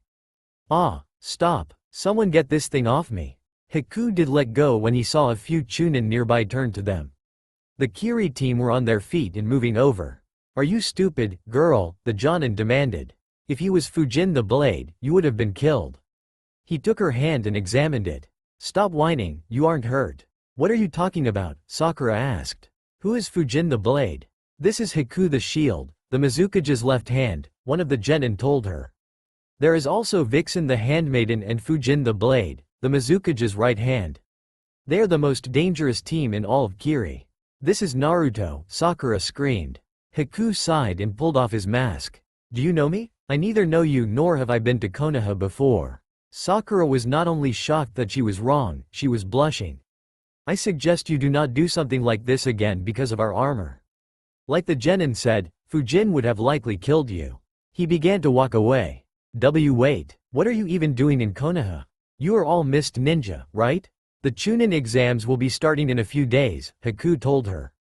The best from every village will gather here to test their might to get the rank. Is that why you are here, sir? One of the other Kiri genin asked. Yes, title aside, my team and I are still genin officially. And before you even think of it, do not withdraw. He put his mask back in place and continued walking. Hokage-sama, Hokage-sama, a Chunin burst into the room. I have news about one of the teams entering in the Chunin exam. What? One of the Kiri teams is made up of the Mizukage's blade, shield, and handmaiden. All three of them are here, now. I know, Sarutobi replied. Sir, if a normal genin team goes up against them, they will be killed. I know, which is why I was about to inform the Jonin senseis in the meeting you are currently holding back. The Chunin looked behind him and saw several Jonin looking at him questionably. Yes, right, my apologies, Hokage-sama. I overreacted. Now, I would have been that surprised myself had they not come to me and told me. When the Chunin left, Sarutobi turned back to them. As you know, the Chunin exams will be taking place in a week's time. Normally, I would now ask the rookie genin team leaders which want their team to join. But I am going to do something I probably shouldn't. I am going to tell you about a team that came in today from Kiri. They are the three hands of the Mizukage, his blade, shield, and handmaiden. A Jonin in back said, Sir, are you telling us the reported three most dangerous ninja from Kiri are only genin and are taking this exam? Yes. Strength is not limited by rank. I have met the three of them and not only are they powerful, they know it. Two of them will be more inclined to leave survivors. The blade, I can tell, is not. He is the weapon he is known for. Reports from Team Asuma, when they accidentally came across him as he was fighting a battle, says his strength. Asuma, is this the boy you saw? He handed him a copy of his passport picture. Yeah, that is him, Pops. Same eyes, same armor, same look in his eyes. My team is not taking the exam. Kurenai looked at the picture. Is he that dangerous? I saw him kill a man with just a wave of his hand. His control of wind isn't paralleled. Kurenai thought about it. My team isn't ready anyway. I wasn't going to allow them to take it as they're still trying to get teamwork with this new girl down. Kakashi took it. He saw the similarities with the armor that Naruto wore right away. But he could tell it wasn't the same armor. But his one blue eye kept him from saying it wasn't the same person. Sai and Shin are ready. And Sakura has gotten better as well. I will tell them this and let them decide to take it. Otherwise, I sponsor them to take it. Most others did not share his confidence. Out of 50 teams, less than 20 that day would go on to actually take the exam. Why are you even here? A Konoha Jonin sensei demanded of him. You are more than strong enough to be a Chunin, why even participate? Fujin laughed at the man openly. I am here because, just like you are for a mission, I was ordered to. I would have been perfectly fine staying there or going to battle. But the Mizukage ordered me here. And when he explained why, I found I liked it. I am here to crush the enemy. And not just any enemy, their morale and, more importantly, their future. He raised a hand and snapped his fist shut, as if crushing something. Haku, Vixen, and I will no doubt become a Chunin from this.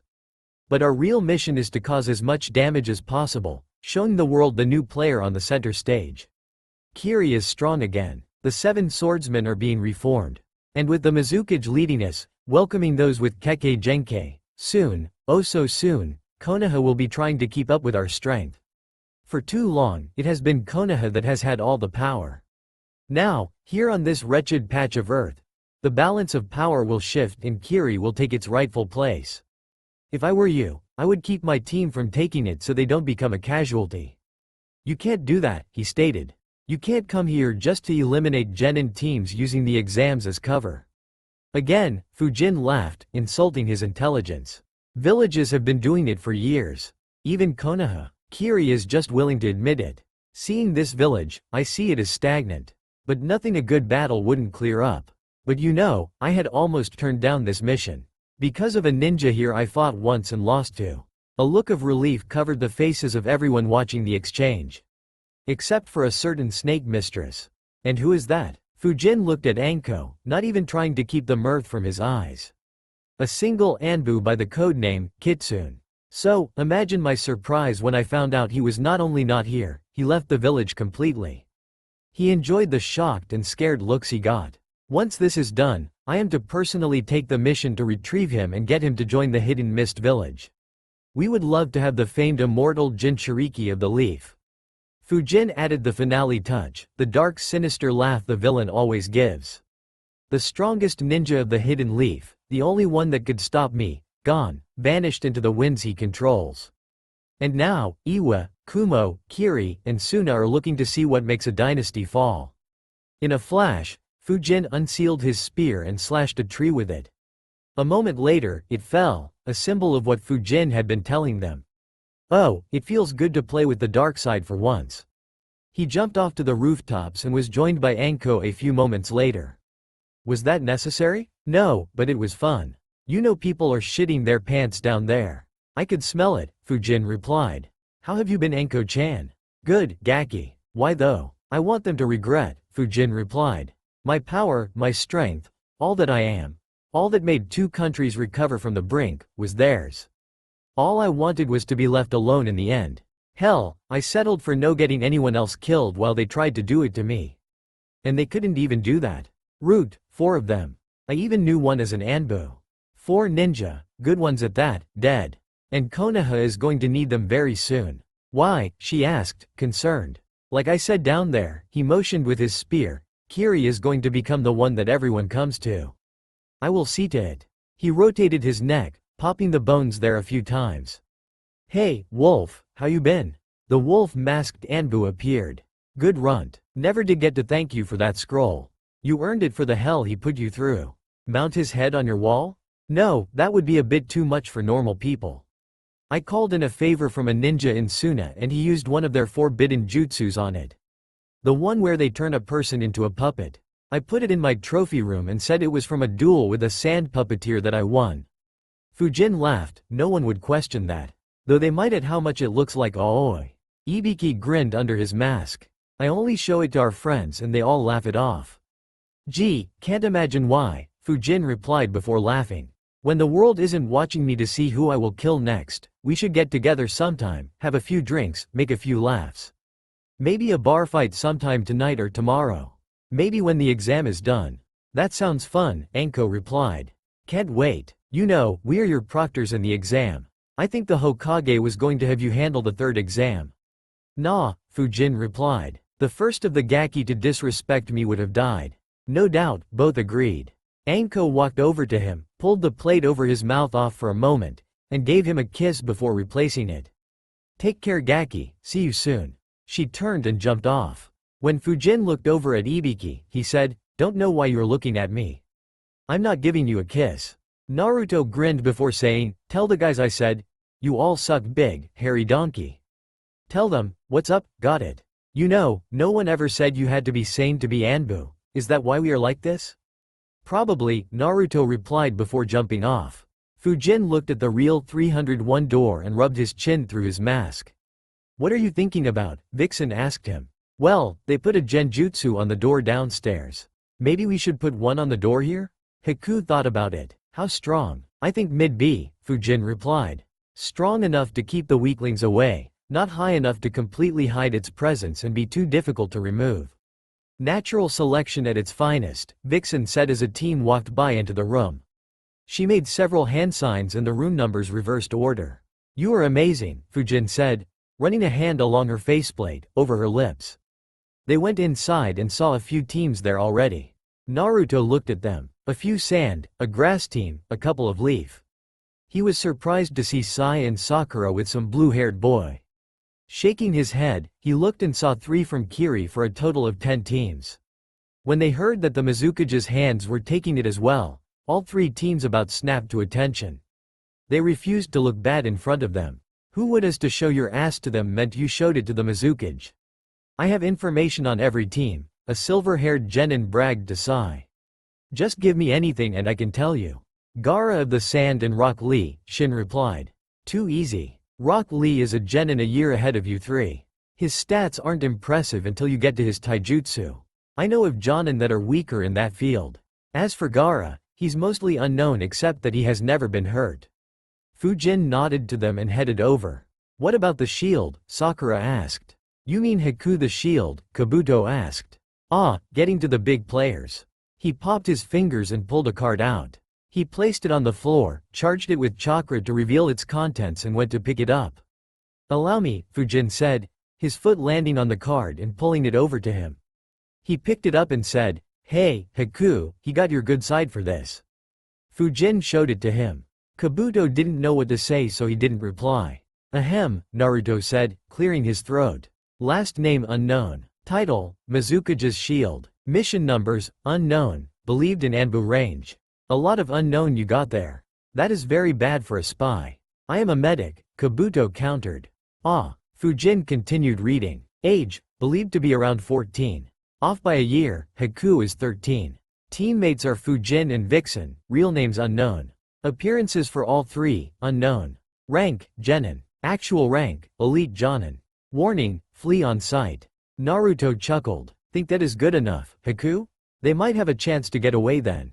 Fujin turned back to Kabuto and returned the card. What about Vixen? He nodded and after charging the card, gave it to him. Unknown, unknown. Actual rank, Jonin. Flee on sight. How about me? Kabuto gave him the card with his own information on it. This ought to be good. Ahem. It doesn't say flee on sight. He looked up at Kabuto. It says kiss your ass goodbye because if target sees you in combat area, you are dead. I am honored that people think of me that way. Can't imagine why though? Known for killing Iwa Anbu team. The destruction of the bordering Kumo fort on water territory. That was self-defense. Anyway, believed to have had a hand in the assault of the leader of the land of snow. Believed. I'm insulted. Yada, yada, yada, hundreds dead, blah blah. So he added that part for kicks. Skills, let's see how good you really are as a spy. Known kill range, 30 meters. He shook his head, disappointed. Possible holder of Kekkei Genkei similar to the Byakugan. Wow, for the first time, he got something right. I'm impressed. When did I leave someone alive that saw it? Vixen giggled. Stop the intimidation tactics. But I like making Genin almost wet themselves. He turned back to Kabuto and growled. Talk. Who did I leave alive and where is he? He. Kabuto actually felt like he was choking under his gaze. The door opened and a sound team walked in, gaining the notice of Naruto, Hinata, and Haku. Who was the asshole that put the genjutsu on the door? The spiky-haired one shouted. Fujin popped his knuckles and walked over. You got a problem with that? Yeah, I do, the sound ninja replied. Well then, before we throw down, how about names? You know, just to be polite. I'm Zaku. He poked Naruto in the chest. Who are you? And I am Fujin the Blade. Zaku turned very pale. Oh, you've heard of me. He grabbed Zaku's finger between his thumb and forefinger and raised his pinky. So you know what will happen when I flex my finger? Visions of his death flashed through Zaku's mind. Why, you wouldn't dare.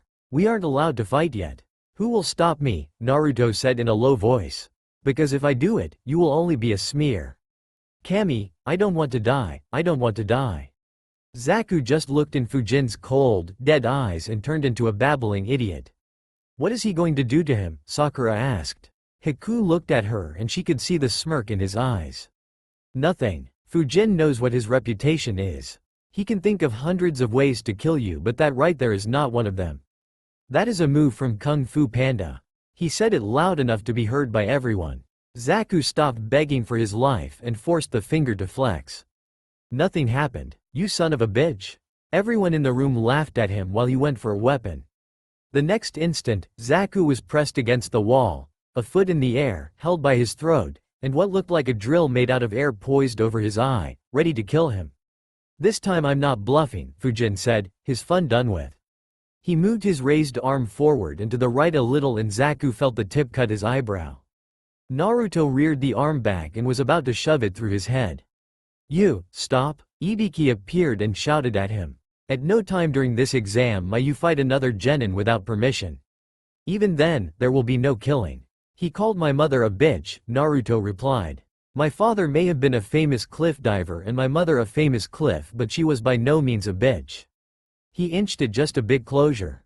I got it. I apologize. Naruto dropped him. Good. He walked back to Haku and Hinata. Miss me? We are probably the only ones, Hinata stated. She glanced down at the crouching Kabuto. Boo. They jumped at that. Oh look, Master Fujin, they are scared of us, she said, running a hand over his right plate. Both Shin and Sai dropped their jaws at that. Shin looked down at her figure and then back up. Fair is fair, ma'am. If I destroy a fort and kill a brigade, can I play too? Sai covered his eyes at how much of a pig his brother was being. Before Sakura slammed a fist down on his head. You pig, You don't even know what she looks like. Beauty is in the eye of the beholder, Shin said with a grin. And this beholder sees a figure that is killer on a woman that is. Sakura hit him again. So she is a woman and I am a scrawny brat. I guess you have a fan club even here, Vixen, Naruto told her. Want me to deal with this one before others start? Please don't, Fujin-kun. I would hate to see him killed just for looking at me. Shin, Sai, and Sakura looked at Fujin and then her. Are you bluffing? Oh no, Hinata said. Once, a visiting Chunin decided that if he made the handmaiden his wife, his village would have a better treaty with Kiri. A law there must have been that if a woman has a man's child, she must marry him. Luckily that isn't how it is at home. Anyway, after Fujin killed him for trying to take me away, he became very protective of me. A visiting Iwa ninja did just look at me and Master Fujin attacked him. He had been watching you for 5 minutes, Naruto defended himself. You are mine, Vixen, no one else's. You're speaking like you own her, Sai stated. He does for as long as he wants me and I him, Hinata replied. Ibiki watched it, shook his head, and shushined out of the room. There were still a few hours left. Naruto took a watch from his armor and checked the time. Another 5 minutes and we can start. But there is no one here, just about, a female sand, Gaara's sister Tamari, stated. Where is everyone? Naruto shrugged. Guessing that with how many threats to kill people were flying from him, they forgot about the door. Zaku was still shaking. Only 12 teams were here now. Luckily, the newcomers realized just what this meant. With everyone else heading to the wrong room, there were less people to fight. Vixen, that was a B rank, right? Well, maybe. She had that glint in her eyes that made Naruto question if she did in fact use one weak enough. A few minutes later, there was an explosion of smoke at the front of the room. Alright, listen up you bastards. I am in the wrong room? No, this is room 301, Sai stated. Someone put a genjutsu on the door. He looked at Fujin. What, I'm innocent, for once. I call bullshit, Shin shouted. Naruto looked at Ibiki. Should we even bother with this portion of the exam? No, I would have gotten rid of over half the teams anyway. Stay here in this class. He turned to one of the Chunin in the room. Go inform the Jonin sensei of the teams not in this room to pick them up. He turned back to those in the room. Who did it? They all pointed to Naruto. It wasn't me. Yeah right, why wouldn't it have been you? Sakura asked. Because I would have made sure no one else got in. Naruto looked at those in here and knew that some of those that got through would be worth fighting. He moistened his lips. But I can't complain. The killing intent I feel from those here is giving me shivers of excitement. I had heard that there was a Uchiha in the ninja corps, a grass ninja stated. Why is he not taking the exam? Because of a baka that, Sakura started to shout. That outranked both you and him, Sai finished. You disobeyed orders, disrespected him, and endangered the mission. Feel grateful you are not in the same jail cell. She would enjoy it, Shin stated. Sakura, you can be okay but when it comes to Sasuke, you are a whiny bitch. I hate the both of you. Who did he disobey? The grass ninja asked. A former ninja of Konoha, Anbu Kitsune. At a nod, Haku started talking. Kitsune? He gets around. You know him, sir, one of the mist genin asked. Yes, he beat Fujin in a one-on-one fight. That made them pale. Luckily, we are looking for him to join Kiri. A grass kunoichi that had been listening could no longer keep her curiosity. Wasn't he Kitsune the immortal? That was why I couldn't kill him, Naruto replied. Everything I did healed as we fought. Talk about a pain in the ass. So how did you survive? I blew us apart. Literally, a wad of explosive notes. And who, pray tell, are you? Kira. Well, Kira of Kusa, what do you really want? I had heard you had a Kekkei Genkei and was hoping I could find out details. Do it like the rest of my opponents, fight me and take your chances. Kira looked in his one blue and one red eyes and saw something she knew. The cold, calculated look of a man that was wondering just which way he would kill you. No doubts about it being any other way. Maybe I will, Mr. The Blade. But not now. She turned and walked away. I came for the Sharingan but I wonder if I can get him as well. Too bad about the last Uchiha, being arrested. I would have very much liked to meet him. Naruto watched her leave and wondered about her. There are many things a person can hide. Their looks, their age, alliance, so much it is surreal. But the one thing a person cannot hide in the end is how good they are. And something about her made him think she, like Haku, Hinata, and him, was better than this exam needed. It made his pulse quicken. Everyone looked at the door when a lot of shouting came from the hall. I guess they don't like what was done. Makes it easier for the rest of us, Master, Hinata said as leaned against the wall. She scanned the room and saw her cousin. There were times when she would have been afraid of him or of him finding out who she was. But those times were gone and she was now far more than she had been. He must have felt her gaze on him because he turned around and looked at her. Personally, I am happy with the group that made it through. Please, if the chance arrives, may I have the Hyuga to play with? Mostly because Naruto would kill him, he was still family. Mostly, should I be jealous, my Haim? Well, you always get me the best gifts when you are, Hinata said in a teasing voice. She never thought that when Naruto had that nightmare and she rushed in to help him, that would be what get him to care for her. He held her for an hour as he remembered being stabbed several times when he let his guard down once as Kitsune. For 3 hours, they tortured him until they forced the Kyuubi free. Hinata at first thought it was the Kyuubi that was the nightmare. But Naruto told her it wasn't. It was the torture, that even as they beat him, he would heal so they could continue. He welcomed the Kyuubi when he came. Alright then, if we get the chance, I will give the Hyuga to you wrapped with a bow. I think he can take you, a brave voice said. They all looked at the speaker, a ninja in green spandex, a bowl-cut haircut, and these fuzzy eyebrows. I believe with my whole that I, if given the chance, can beat you, friend. And if he can beat me, he can fight you and win. Naruto looked him up and down before waving a hand at him. The wind that was kicked up should have knocked him into the wall. It only pulled at his hair. Holy shit, guy, you are the student of Maida Guy, aren't you? Yosh, I am proud that an opponent such as yourself knows my sensei. His flames of, cough, cough. Naruto let the air return to the spot. Please don't go say, flames, and, youth, in the same sentence. I can't take it right now. Yes, I know of your sensei. It was an experience, I dare not repeat. But I respect his skills more than I fear that genjutsu he has with his sensei. How on earth he created that sunset is still beyond me. Neji and Tenten agreed with him. But, regardless, your sensei is very youthful and strong. I pray that we get the chance to spar, student of the Azure Beast. I would like to see if he has gotten to the next phase of your training yet. What is he talking about, Lee? Tenten asked. You have been getting the same training as us, haven't you? Naruto grinned under his mask and faceplate. Then I take it you have not sparred with them for some time. Which means to me a different person will win. The Hyuga is still the capture of my vixen's notice. But it is you I wish to fight now. And to think, he said, looking back at his team. I thought this would be a waste of time. What has he trained you in, Lee? Neji asked. He has trained me to win, Lee replied. I am surprised, but then, you said you respected his skill. If you have it as well, I will respect you as well. A mist ninja looked between the two and almost cried. We are so going to get the hell beaten out of us. Maybe we will get lucky and fight one of the weaker teams, his teammate replied. How about the sound ninja? The third one whispered. They are still jumpy from Master Blade. Kiba ran after Orochimaru. Get back here. I don't care that you smell a strange cat. We are after Tora, you know that. Orochimaru went through a bush, vanished, and a few moments later, came running out of it, yipping in fear. He jumped up and into Kiba's coat. What is it, boy? The pup groaned at him. Orochimaru was following the scent of Tora to the source. He knew this part very well. But then, something strange happened. A scent of a different type of cat joined the first. And it was one he never smelled before. He had to investigate it. He started running and the scents grew stronger. He ran through a bush and froze.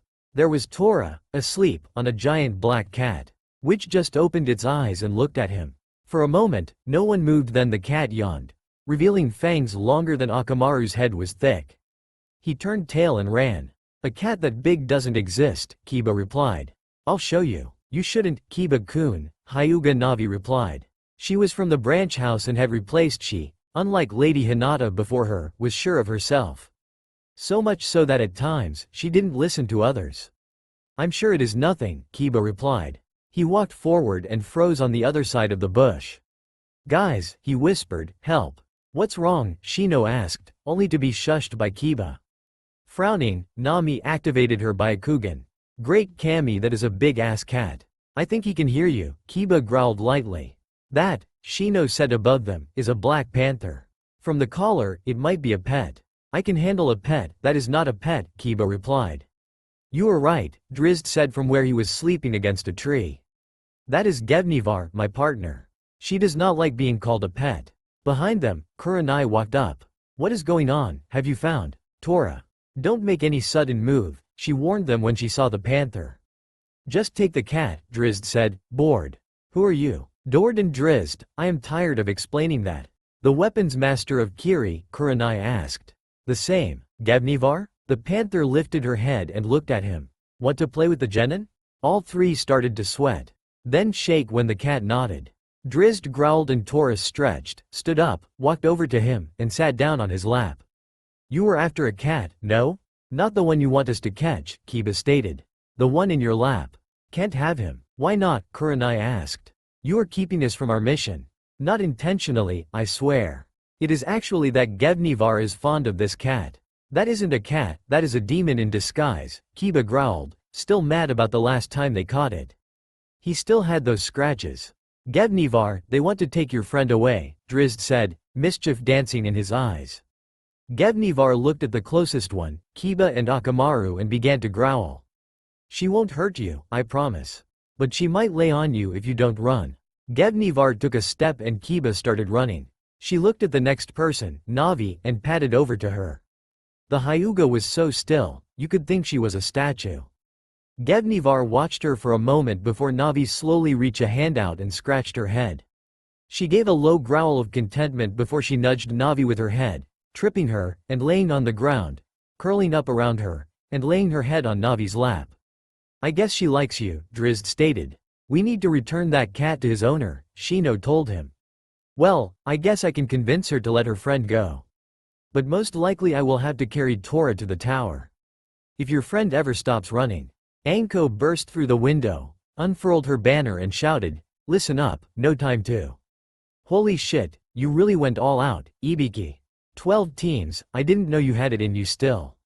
What can I say, I didn't do it. Then where is everyone? Someone put a powerful genjutsu on the doors to switch the order around, Ibiki said, looking at the all too innocent looking vixen. No one else is here because they couldn't detect the genjutsu. She looked around, saw only a few weak teams and let out a low whistle. And to think, I am going to cut them in half at least. Well, since someone here among you decided to cheat. And there is nothing wrong with that. We are ninja after all. We shall continue this exam elsewhere. Where at? Naruto asked. My favorite playing field, the Forest of Death. She grinned and so did Naruto, he loved that forest. It was, in his opinion, the purest part of Konoha anymore. It was exactly what is showed, a forest where everything was life and death. No politics, no one trying to backstab one another, it was as it should be. It was honest and didn't hate for no reason.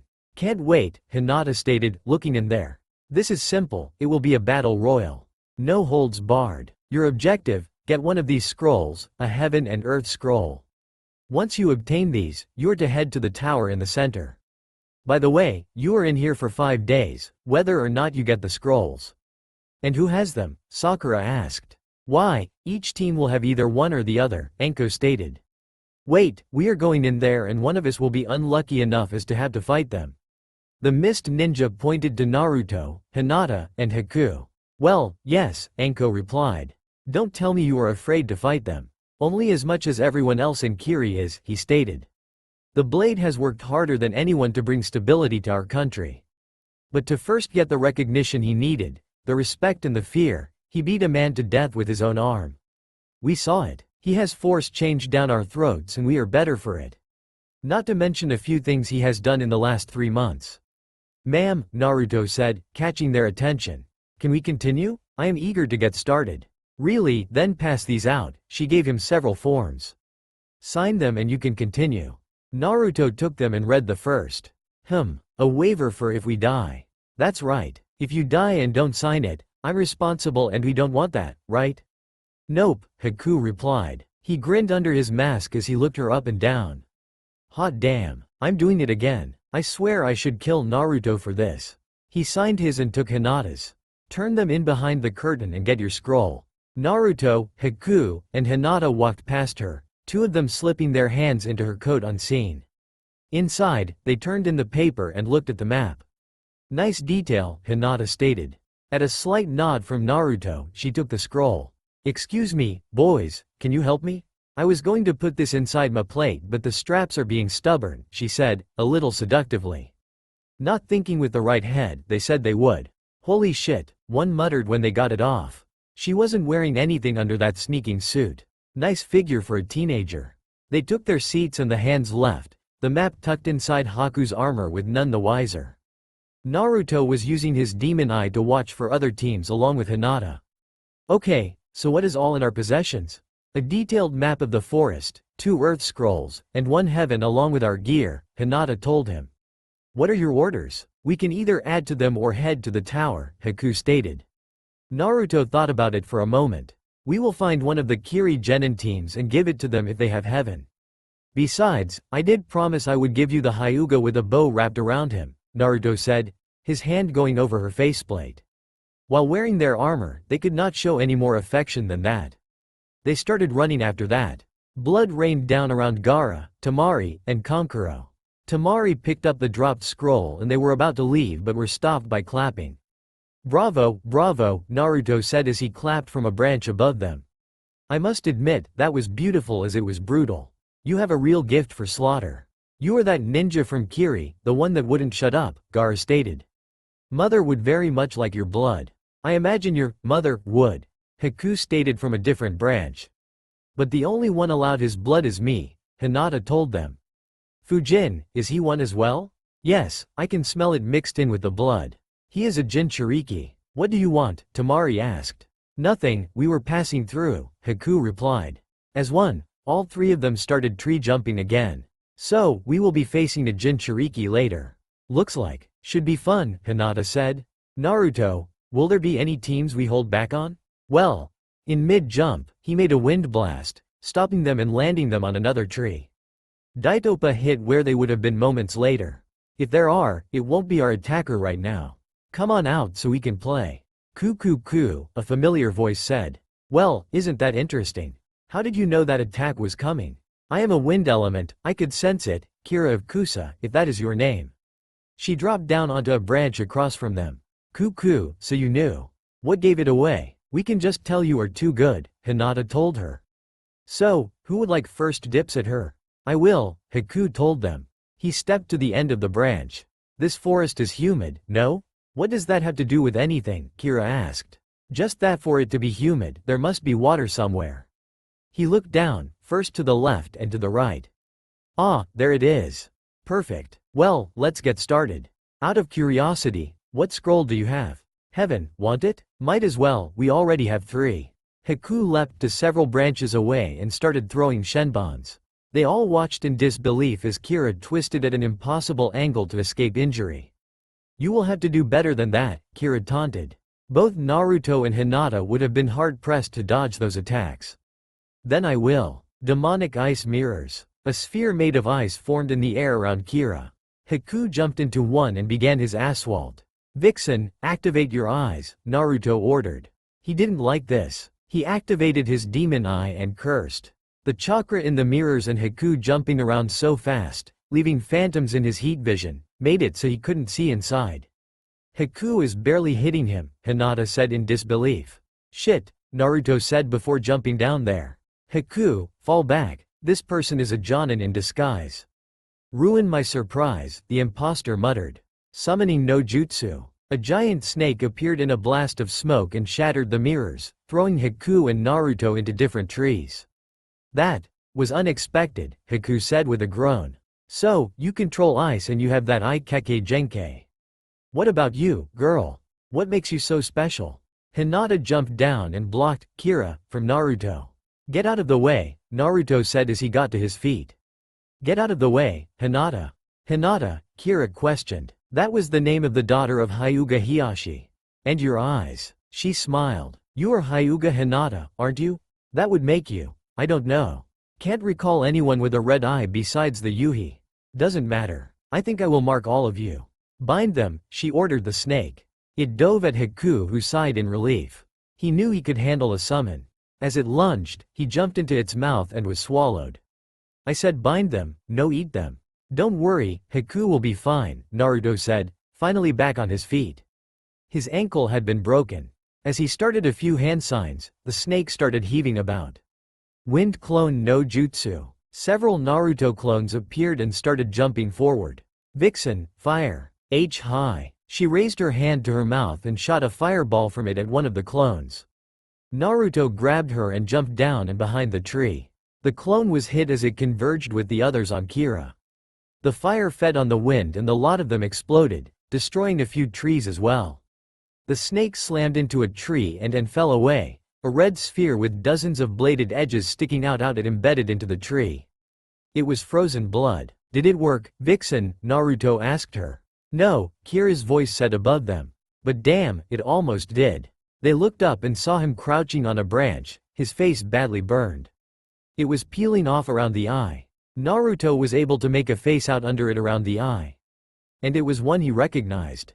The most unique eye he had ever seen, the one they made you memorize along with the face when you join Anbu. Orochimaru. What are you here for, Orochimaru? Trying to destroy the leaf? Eventually. What are you going to do about it? Nothing. Hinata looked at him in shock while Orochimaru looked at him intrigued. Don't give me that, Vixen. What they did to me, what they did to you, I won't stop any enemy of theirs. But my family is here. They may hate me but I still care for them. We will do nothing. I will not. Then I shall do something, Orochimaru said, stretching his neck out. No. He jumped in the way and slammed his forearm into his opened mouth. Followed but a throw from his spear. It hit his right shoulder and there was a blast of lightning. Orochimaru roared in pain while his arm fell to the forest floor and the spear back into Naruto's hand. She is mine, Naruto snarled at him. His right arm, the one he hit Orochimaru with, was hurting real bad so he glanced at it. 2 puncture marks were in the armor while the flesh at the elbow and upper arm began to show the veins in it. Poison. Grr. That shouldn't be happening. I gave you my curse mark.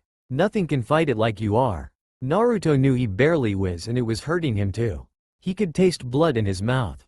He began doing hand signs that Hinata recognized and she closed her mouth and held her breath.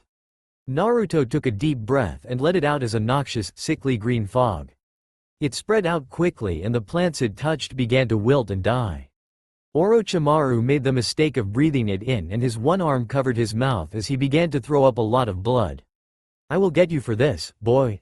He turned and fled. Naruto stopped the jutsu and watched for him a few moments more. I think we should head to the tower. He looked down and saw his arm now had what looked like foxtails on it. And I am going to need help. He stopped channeling chakra and his eyes rolled into the back of his head. Naruto woke up in a battlefield. The trace of blood and decay was being carried on the heavy winds. In the center, in pillars made of blades, stood the prison of the Kyuubi. You've been doing some interesting shit, Fujin. What happened? Why isn't my healing working? It is, just this is hurting you faster than you can heal. Didn't think anything can do that. What needs done then and what will happen otherwise?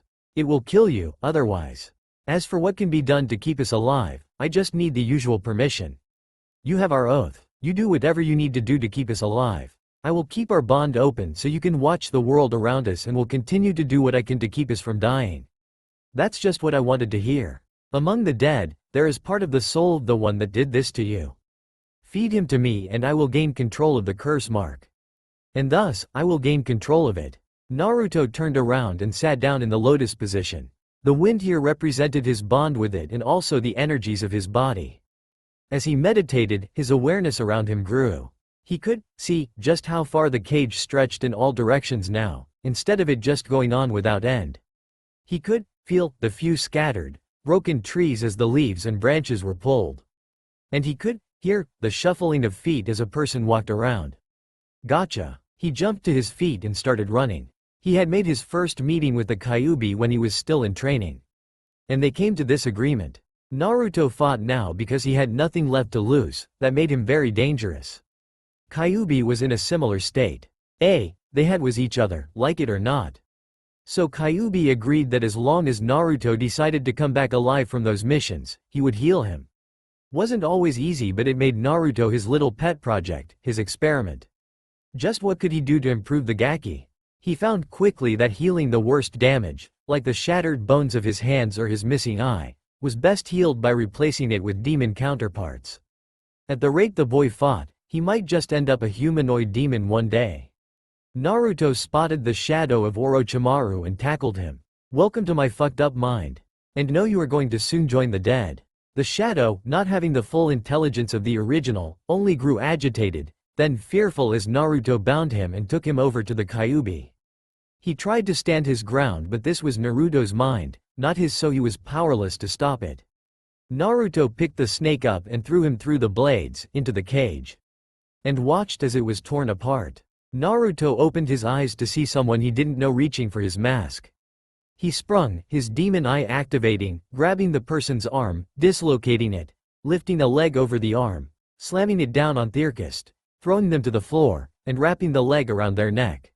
"He's reacting to the seal," he heard someone shout. "Get him off her." Several other grabbed Naruto and began to pull him off. Naruto released his feet from the person he was choking, pressed them to the floor, and channeled chakra to the floor. He twisted his body, reached an arm between someone's legs, grabbed someone else's, and straightened, throwing both of them to the floor. Hasty analysis. 7 enemies. 1 incapacitated, 6 disorganized. Eliminate. Naruto slapped his free hand to the floor and used it as a pivot point. He twisted around again and clasped his feet around the neck of a person. He was about to snap it when he heard a voice above the others shouting. "Fujin, they aren't trying to hurt you," came from Hinata. Naruto froze, one hand on the floor, his feet and other hand on the throats of his restrainers. He looked around and remembered where he was again. "What happened after I passed out?" "We took you to the tower," Haku said while he was checking the person that first touched him.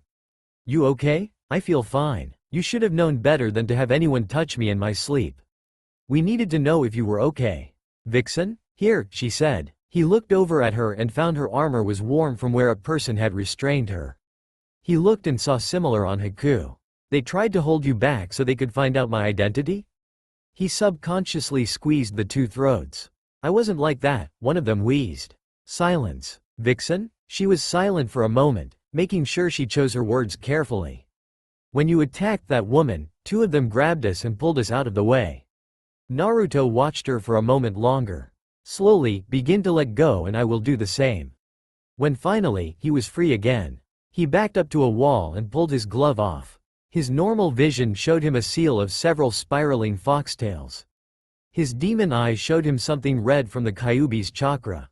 "I am fine, I only attacked you because you woke me up wrong." "That was reflex," one asked in disbelief. "Imagine falling unconscious just after being attacked, and then wake up to people grabbing you and shouting. You saying you wouldn't do the same? Now, who are you?" "Most of us are medics," a woman said to him. From the way she was rubbing her neck, she was the one that reached for his mask. "Kakashi was going to put a seal on you to close off the other seal." Naruto looked around and saw the silver-haired Jonin. "And you were going for my mask, why?" "I needed to so I could." "Bullshit. It is on my arm." "Why were you going for my mask?" "Because I think I know who you are," Kakashi answered for her. "There is a ninja that lived here with blue eyes and blood hair that I owe. Well, as you can see, I have 1 blue eye and..." He pulled the top of his eye hole out, reached through it, and grabbed a lock of hair. It was silver. "And I am no blonde." He stuffed it back in. He never went on a mission looking like he really does. Silver hair dye, wax scar in a crescent around his left eye. And a burn scar on the right cheek shaped like a red-hot kunai pressed against it. Was this disguise?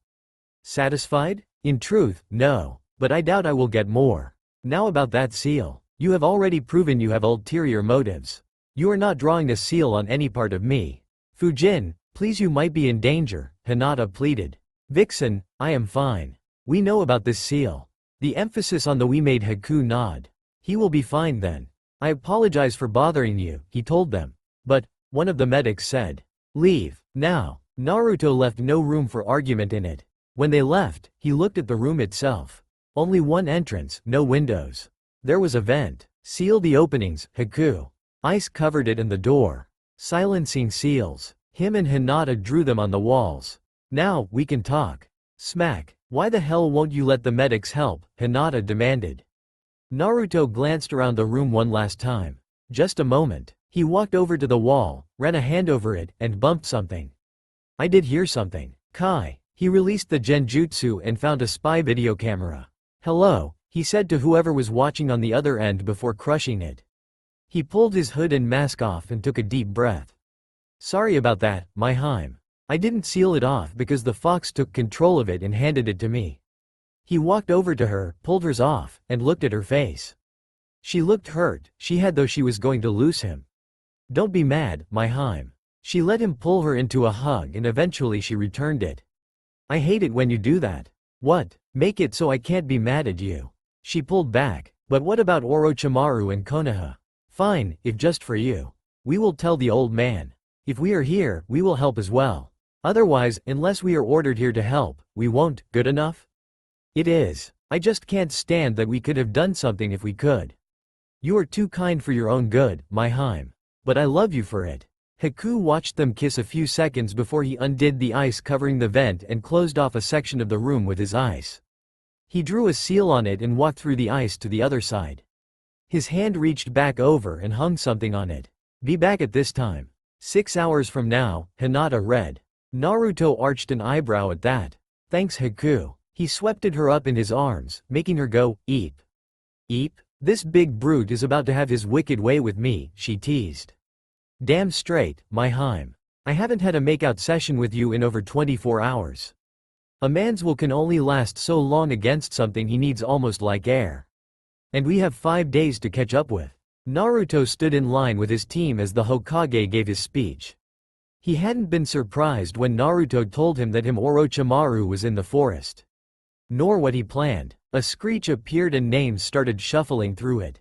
Hyuga Neji vs Vixen. "If your name wasn't called, please head up to the balcony." Naruto grinned under his mask as did Hinata. He ran his fingers over her faceplate. "Don't hurt him too much." "Of course not, have to have something to play with once I am done." She walked to the center of the arena across from Neji and waited. "Surrender now, fate has decreed that you lose today." "Nope," Hinata replied. She reached for button on the armor of her forearm and pressed it. A song started playing from the speaker on it. "Hope you don't mind, I really like this song." It was Caramel Dancin'. She started moving left and right to the tune.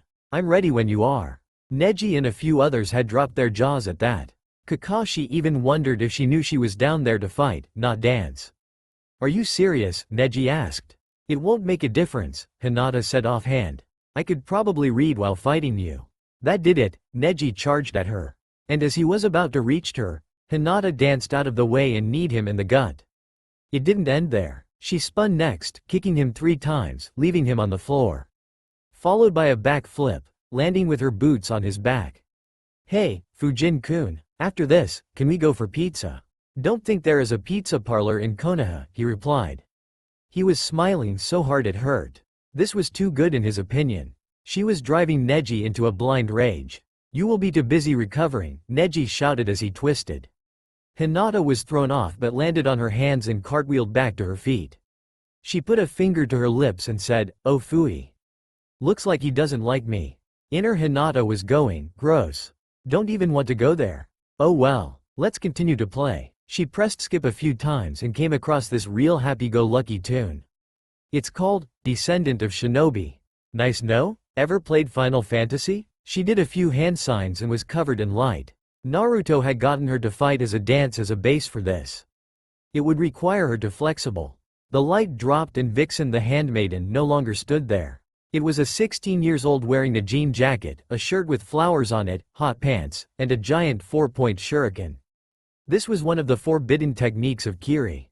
It was what others had based their henge on but they could only get looks. This was real. Hinata, Yuffie started the shuriken spinning in her hands and she threw it. Neji ducked and it boomeranged back to her. Chakra gathered around her hand before she caught it. "Bye," she said to him, sounding cheery. All creation. She held her shuriken out in front of her and light began to form around it. She let go and it floated there, spinning. The light grew for a moment before it shot outwards in a beam. It slammed into Neji and threw him into the wall. "Shouldn't have touched my materia." When she saw him getting up, she rubbed her chin and grinned. She threw down a smoke bomb and blocked the sight of everyone but Naruto.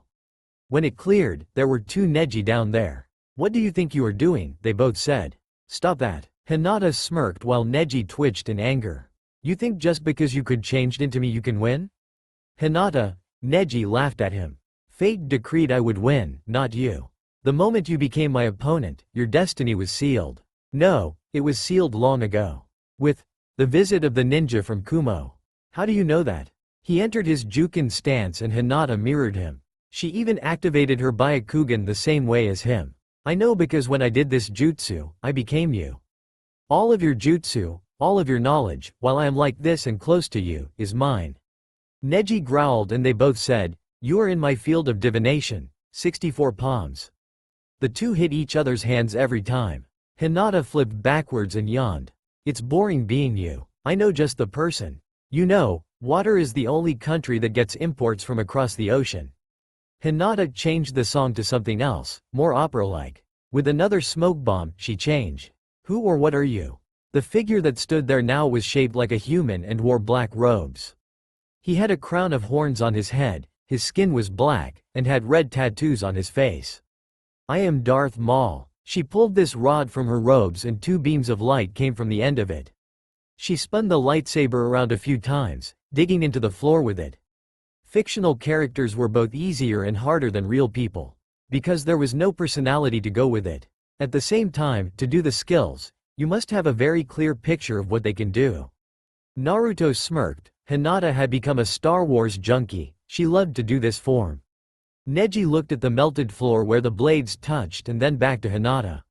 Shit. Hinata lunged forward, spinning the red blade around her. He jumped out of the way and watched it carve a slice into the wall. What did I get myself into? Can I get one of those? Hayate asked her, making her chuckle. She went on the offensive and Neji could do nothing but jump back and away. What kind of ability is that? Lee asked Guy. I have no idea. It is a true henge, Naruto told them. Vixen is whoever she wants to be. This is why she is so dangerous. Neji ducked too late and the Hinata went of the kill. But stopped it from killing him an instant beforehand. I win, she stated. She stepped away and the henge dropped. Do you give up or are you thirsty for more? Gecko coughed, no need. You are obviously the winner. She hopped up and down a few times before going over to Naruto. Remember, a ribbon. If you insist. Naruto pulled a ribbon from his pocket and jumped down there. Are you going to go peacefully? What are you doing? Neji asked. Vixen said she wanted you and I said I would get you for her with a bow on. So, just surrender to it so this will be painless to everyone. Not on your life. Fine. Kage Bunshin no Jutsu. A dozen clones appeared. Hold him down, Naruto ordered. No. Sai and Shin couldn't stop laughing. Neji had his hair tying in a bow like a 3-year-old girl. And since he didn't make it painless, Naruto had secured his arms behind him so he couldn't take it off. Oddly enough, no one could find it in them to try to disqualify him. Naruto relaxed and only paid attention for his name or Haku's. But when Haku's name was called with another missed, the other forfeit. So he waited, and waited, and waited. Naruto, Hinata said, touching his arm. He snapped his head over to her. I'm awake, what is it? Your turn. My name wasn't called. You are the last one. Oh. He looked down and smirked. Sabaku no Gaara was there, waiting. Oh. He jumped down and stretched. Above them, Kakashi walked over to the Hokage. Are you sure we should let him continue? He was inflicted with the seal. Which didn't even have him down for a half hour. Plus, it is not up to me in the first place. It is his Jonin sensei that decides what he does. And Fujin outranks him, Kakashi muttered. Can't we do anything? Nope. Naruto popped his knuckles as he waited for the proctor to say go. He took out his spear and got ready. Would it even matter for me to say the match goes to either death, knockout, or surrender? No, it wouldn't. Most likely, it will be death, Naruto told him. Reminder, once I call it, the match is over. Begin. A lance of sand shot out at Naruto. At the same time, Naruto threw his spear. When it was about to hit him, a wall of sand came up. A flash of lightning followed by a thunk and everyone saw it quivering against the far wall. While Naruto jumped to the side as the tendril slammed into the tile, breaking it. He made 5 hand signs and his wind barrier appeared around him. It was his signature move but the only one that knew that was dead. But a smart man might figure it out. A smart man might see the connection. And that smart man might just see why he hates Konoha so much. Another tendril came at him, hit the barrier, and turned the room into a sandstorm. What is going on? Shin shouted over the wind. Fujin must have created a wind barrier of some sort, Sai returned. That sand hit it and this happened. Hokage-sama, Kakashi shouted. I thought the only person that could control wind to that degree was Naruto. What of it? I've been wondering if that was Naruto, sir. But if it is, why would he hate Konoha so much? He loved this village. The Hokage did something right, then he couldn't help. He laughed at how absurd that statement was. Naruto could have been from Iwa with how much he hated Konoha before he left. Which would have been the most ironic thing that could have happened. The wind and sand died down again. Naruto had just hit Gaara so hard in the face that he hit the wall. This man here isn't Naruto, I have seen his face. It is so twisted in anger except when he looks upon his friends. Especially the handmaiden. If we ever have to fight him, she could be a weakness we can take advantage of. How? When she could become the same person she is fighting and use their own knowledge against them. Bet you wish you had your Sharingan activated for that one. I do. And since she covered it with smoke bombs afterwards, I could learn nothing. How did they know? Momichi Zabuza is the Mizukage, Sarutobi told him. Oh shit. Down below, Naruto had picked his spear back up. I know you are capable of better, Gaara. You killed 3 men with a flick of your wrist in the forest. Stop. Holding back. Gaara shook his head and scowled at him. Yes, mother, I will feed you his blood. He brought his hands together and his sand gathered around him in a sphere. No, Gaara, not now, Tamari shouted. You don't think he is going to?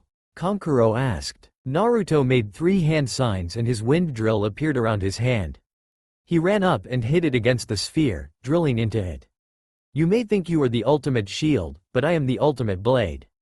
And I will break it in you. A claw of sand wrapped around his arm past the drill, stopping it. You wanted me to stop holding back, came a twisted voice that once sounded much different. Fine. The sand fell away, showing Gaara now had a claw and tails with the right side of his face becoming that of a monster. He threw Naruto into the far wall, hard enough to break it. Yes, this is what I wanted, they heard Naruto say. He walked back into view. You have released your demon, now it's time to release mine. Jinchuriki, Kakashi shouted, realizing just what was going on. Naruto activated his demon eye and black tails spread from it over his face. There was an explosion of chakra while Naruto's skin turned ashen. A chakra cloak settled over him in the shape of some sort of animal with 3 tails. I don't recognize that chakra. Kami, last I heard, Kiri had the 3 tails. Naruto lunged at Gaara, who had decided to fully change. They went through a wall and were rolling around, trying to claw one another's throat out. Evacuate the building of all non-essential personnel, Sarutobi ordered. Wow, never seen Fujin do that before, Haku stated. That is new, Hinata replied. Guess this means he is even more dangerous. You mean, he did all those things without relying on his demon, Kakashi asked her. Yes, he must have wanted to test it out here. Haku, do you get the feeling though he hasn't gone full out yet? Yeah, he is going to level Konoha, Kakashi muttered before he went running. He found them still locked in combat, trying to reach the other through their cloaks. Naruto grabbed his tail and wrapped it around his neck and began to choke him with it. The tail then merged with the rest of the body and reformed. It wrapped around Naruto's waist and threw him back the way they came. Naruto dug his claws into the floor, stopping himself. He then raised a fist, pulled it back, and threw it. The claw stretched, stabbed into Gaara, and pulled him back. While the other grabbed his spear again. Back in the arena, they began to circle each other. So, you are a monster as well? Not quite. I hold one, we came to terms, but I am not a monster. Well, physically. I'm sure many people would think otherwise. Isn't it strange, 2 Jinchuriki here at the same time as Orochimaru? If we had fought during the finals instead of now, the damage would have been much worse. He stabbed with his spear, hitting Gaara's arm and blowing a chunk of sand off. He then spun around, hitting the end of it against his head, and then slamming the butt against his stomach. Gaara kept the presence of mind to jump back to avoid the next attack. Naruto spun again, bring the blade down in an angled slash. Gaara then jumped forward again, trying to catch him unprepared. But Naruto's tails grabbed his arms and tail. Naruto tripped him, raised his spear, and stabbed down again. It just touched the sand over his eye when Naruto stopped. Everyone was frozen, even Gaara, waiting to see what Naruto would do. Yield, Naruto told him. I would rather destroy a whole village than kill someone like me. Someone that fought like a demon. Yield, so that one day we can do this again, when you have more experience. Who knows, maybe on that day, we can fully release ourselves. You're looking forward to it? Of course. You know when was the last time I had a workout like this? When you faced Kitsune the Immortal? Yup, he was a tough son of a bitch. After a moment, the sand fell away. What make you so much stronger than me without giving in to your demon? Experience. And loving those close to me, my friend. His cloak fell away as well. Well, I yield, and I look forward to facing you again in combat. Naruto moved back and helped him up. And when I do, I will kill you. Of course, combat to the death is always more fun. Naruto rested his spear on his shoulder and his arms on it. He deactivated his demon eye as well as the demon seal as he decided to call it. Hey Proctor, what's next? No way, Haku muttered when he heard them call their numbers. First match, Fujin vs Vixen. Second match, Sai vs Sabaku no Kankuro. Third match, Shin vs Haku. Fourth match, Tamari vs Haruno Sakura, Ibiki told them. Wow. The last match if the starting one, Shin stated. Bro, think one of them will forfeit? Nope, Haku told him. This is no different from home. They spar against each other as they are the only ones that can fight one another on near even footing when going all out. Even she was a quiet girl but Fujin needed her stronger than needed her. I wonder, truly, who would win if Fujin ever desired the Mizukage title. And Vixen is as strong as him, Sakura asked. Almost. And I am third among us. Just how strong are you? Sai asked him. He didn't expect an answer so was shocked when Fujin did. We are the Sannin of water. He turned to Vixen. Now about that pizza. I will try to find us some. If not, I believe I found a good ramen stand called Ikrika. He put his arm around her waist and they walked out. Hey, Haku, make sure to catch any details we miss. Sure thing, Blade. It didn't take them long to get back to Konoha. Naruto moved the curtain for Hinata and sat down on the stool beside her. Excuse me, sir, we would like to rent out the shop for the afternoon. Tucci looked at him like he lost his mind. We don't do that in this king of store. Naruto laid down a gold coin. I'm sure you can for us, sir. Ayame, I think I have been inside for too long. A Kiri ninja just laid a gold coin down to rent the store for a while. Ayame sighed and walked over to him. Have you been drinking sake? Oh my goodness. Is that a yes? Or do I have to take that back? Naruto asked them. He started to reach for it when Ayame rushed to the door and closed it. We welcome your service, sir, she told him. What would you like to eat? Naruto chuckled and pulled off his mask. Hey, how you been? Naruto, Tucci asked in disbelief. How you been, my boy? He reached across the counter and pulled him into a hug. I've been good, Tucci-san. He grunted when Ayame hugged him from behind. I can't believe it. Our little Naruto is finally back. Ahem, Hinata said, pulling her mask off. Ayame looked at her and then back to Naruto. Finally got yourself a girlfriend, Wait a minute. This is the armor of Fujin the Blade. I've seen him walking around. It is, Naruto replied. Which fits because I am Fujin the Blade. This is Hinata, more commonly known as Vixen the Handmaiden. Tucci smirked. She is beautiful, Naruto. How did you get her as a girlfriend? That is still complicated. How is it complicated? Ayame asked him. Because I am viewed as Naruto-kun's slave. Ayame and Tucci rounded on Naruto. Slave? What the hell were you thinking? She isn't actually my slave. I only said she was to protect her. Oh, they replied. So, what do you want to eat? Naruto, Tucci asked. Give me 3 shrimp, 3 chicken, 3 beef, a Naruto special, and 3 miso. What would you like, my Haim? Just a shrimp. I miss seafood. And pizza. Oh, Kami, I want a pizza. Naruto rested his head against hers and gave her a kiss. Haim, you eat anymore and people will think you are a pizza junkie. I need my fix, she replied before returning that kiss. Hey, this is a restaurant, Tucci protested. You want to do that, get a hotel. I'll be right back with your order. Ayame sat down next to Naruto. So, what is it like in Kiri? Now, it is very nice, Naruto told her. It took a bit of time and some intimidation, but once that people were willing to let change happen, it went fast and easy. Things there are so much better than before. Plus, everyone there is willing to be nice to me. Only one thing is missing. What is that? She asked. Icharika ramen, Hinata told her. He has gone to every single ramen stand in water but he can't find one as good. I can't help it if I have high standards. Ayame, how much would it cost me to get you and the old man to move to Kiri? What, just like that? Just like that. Hey, Tucci-san, how about you move to Kiri? Why? I miss your cooking. Come on, please. He sighed. Naruto, that kind of thing isn't cheap. I'll pay for it. He reached for his checkbook. Plus the sentimental value. I don't think even Fujin the blade makes enough to cover that cost. Naruto thought about it for a moment before writing a number down and pushing the check over to him. I told you. Whoa, apparently, you do. Ayame, get my reading glasses. I need to know if I am seeing this right. Let me see. I will start packing tonight. Tucci looked from the check and then to Naruto. Where did you get this kind of money? Would you believe that before Gato passed away, he felt generous and gave it to me? No. In that case, after I killed him, I stole everything he was worth. Gato's shipping is now owned by Kiri, while his personal fortune is owned by me. Kami's blue panties. He looked at the check. This is a drop in the bucket, isn't it? A small drop. My ramen? Right away, sir. He put the check in his pocket and got to cooking. Will it be hard to find a shop? Naruto made a cage bunchin and sent it after one of the other Kiri teams. They were heading back so they could get the D-ranked mission request turned in for him. Not anymore. By the end of the month, we will escort you to Kiri and you will have a shop there waiting for its head chef and best waitress.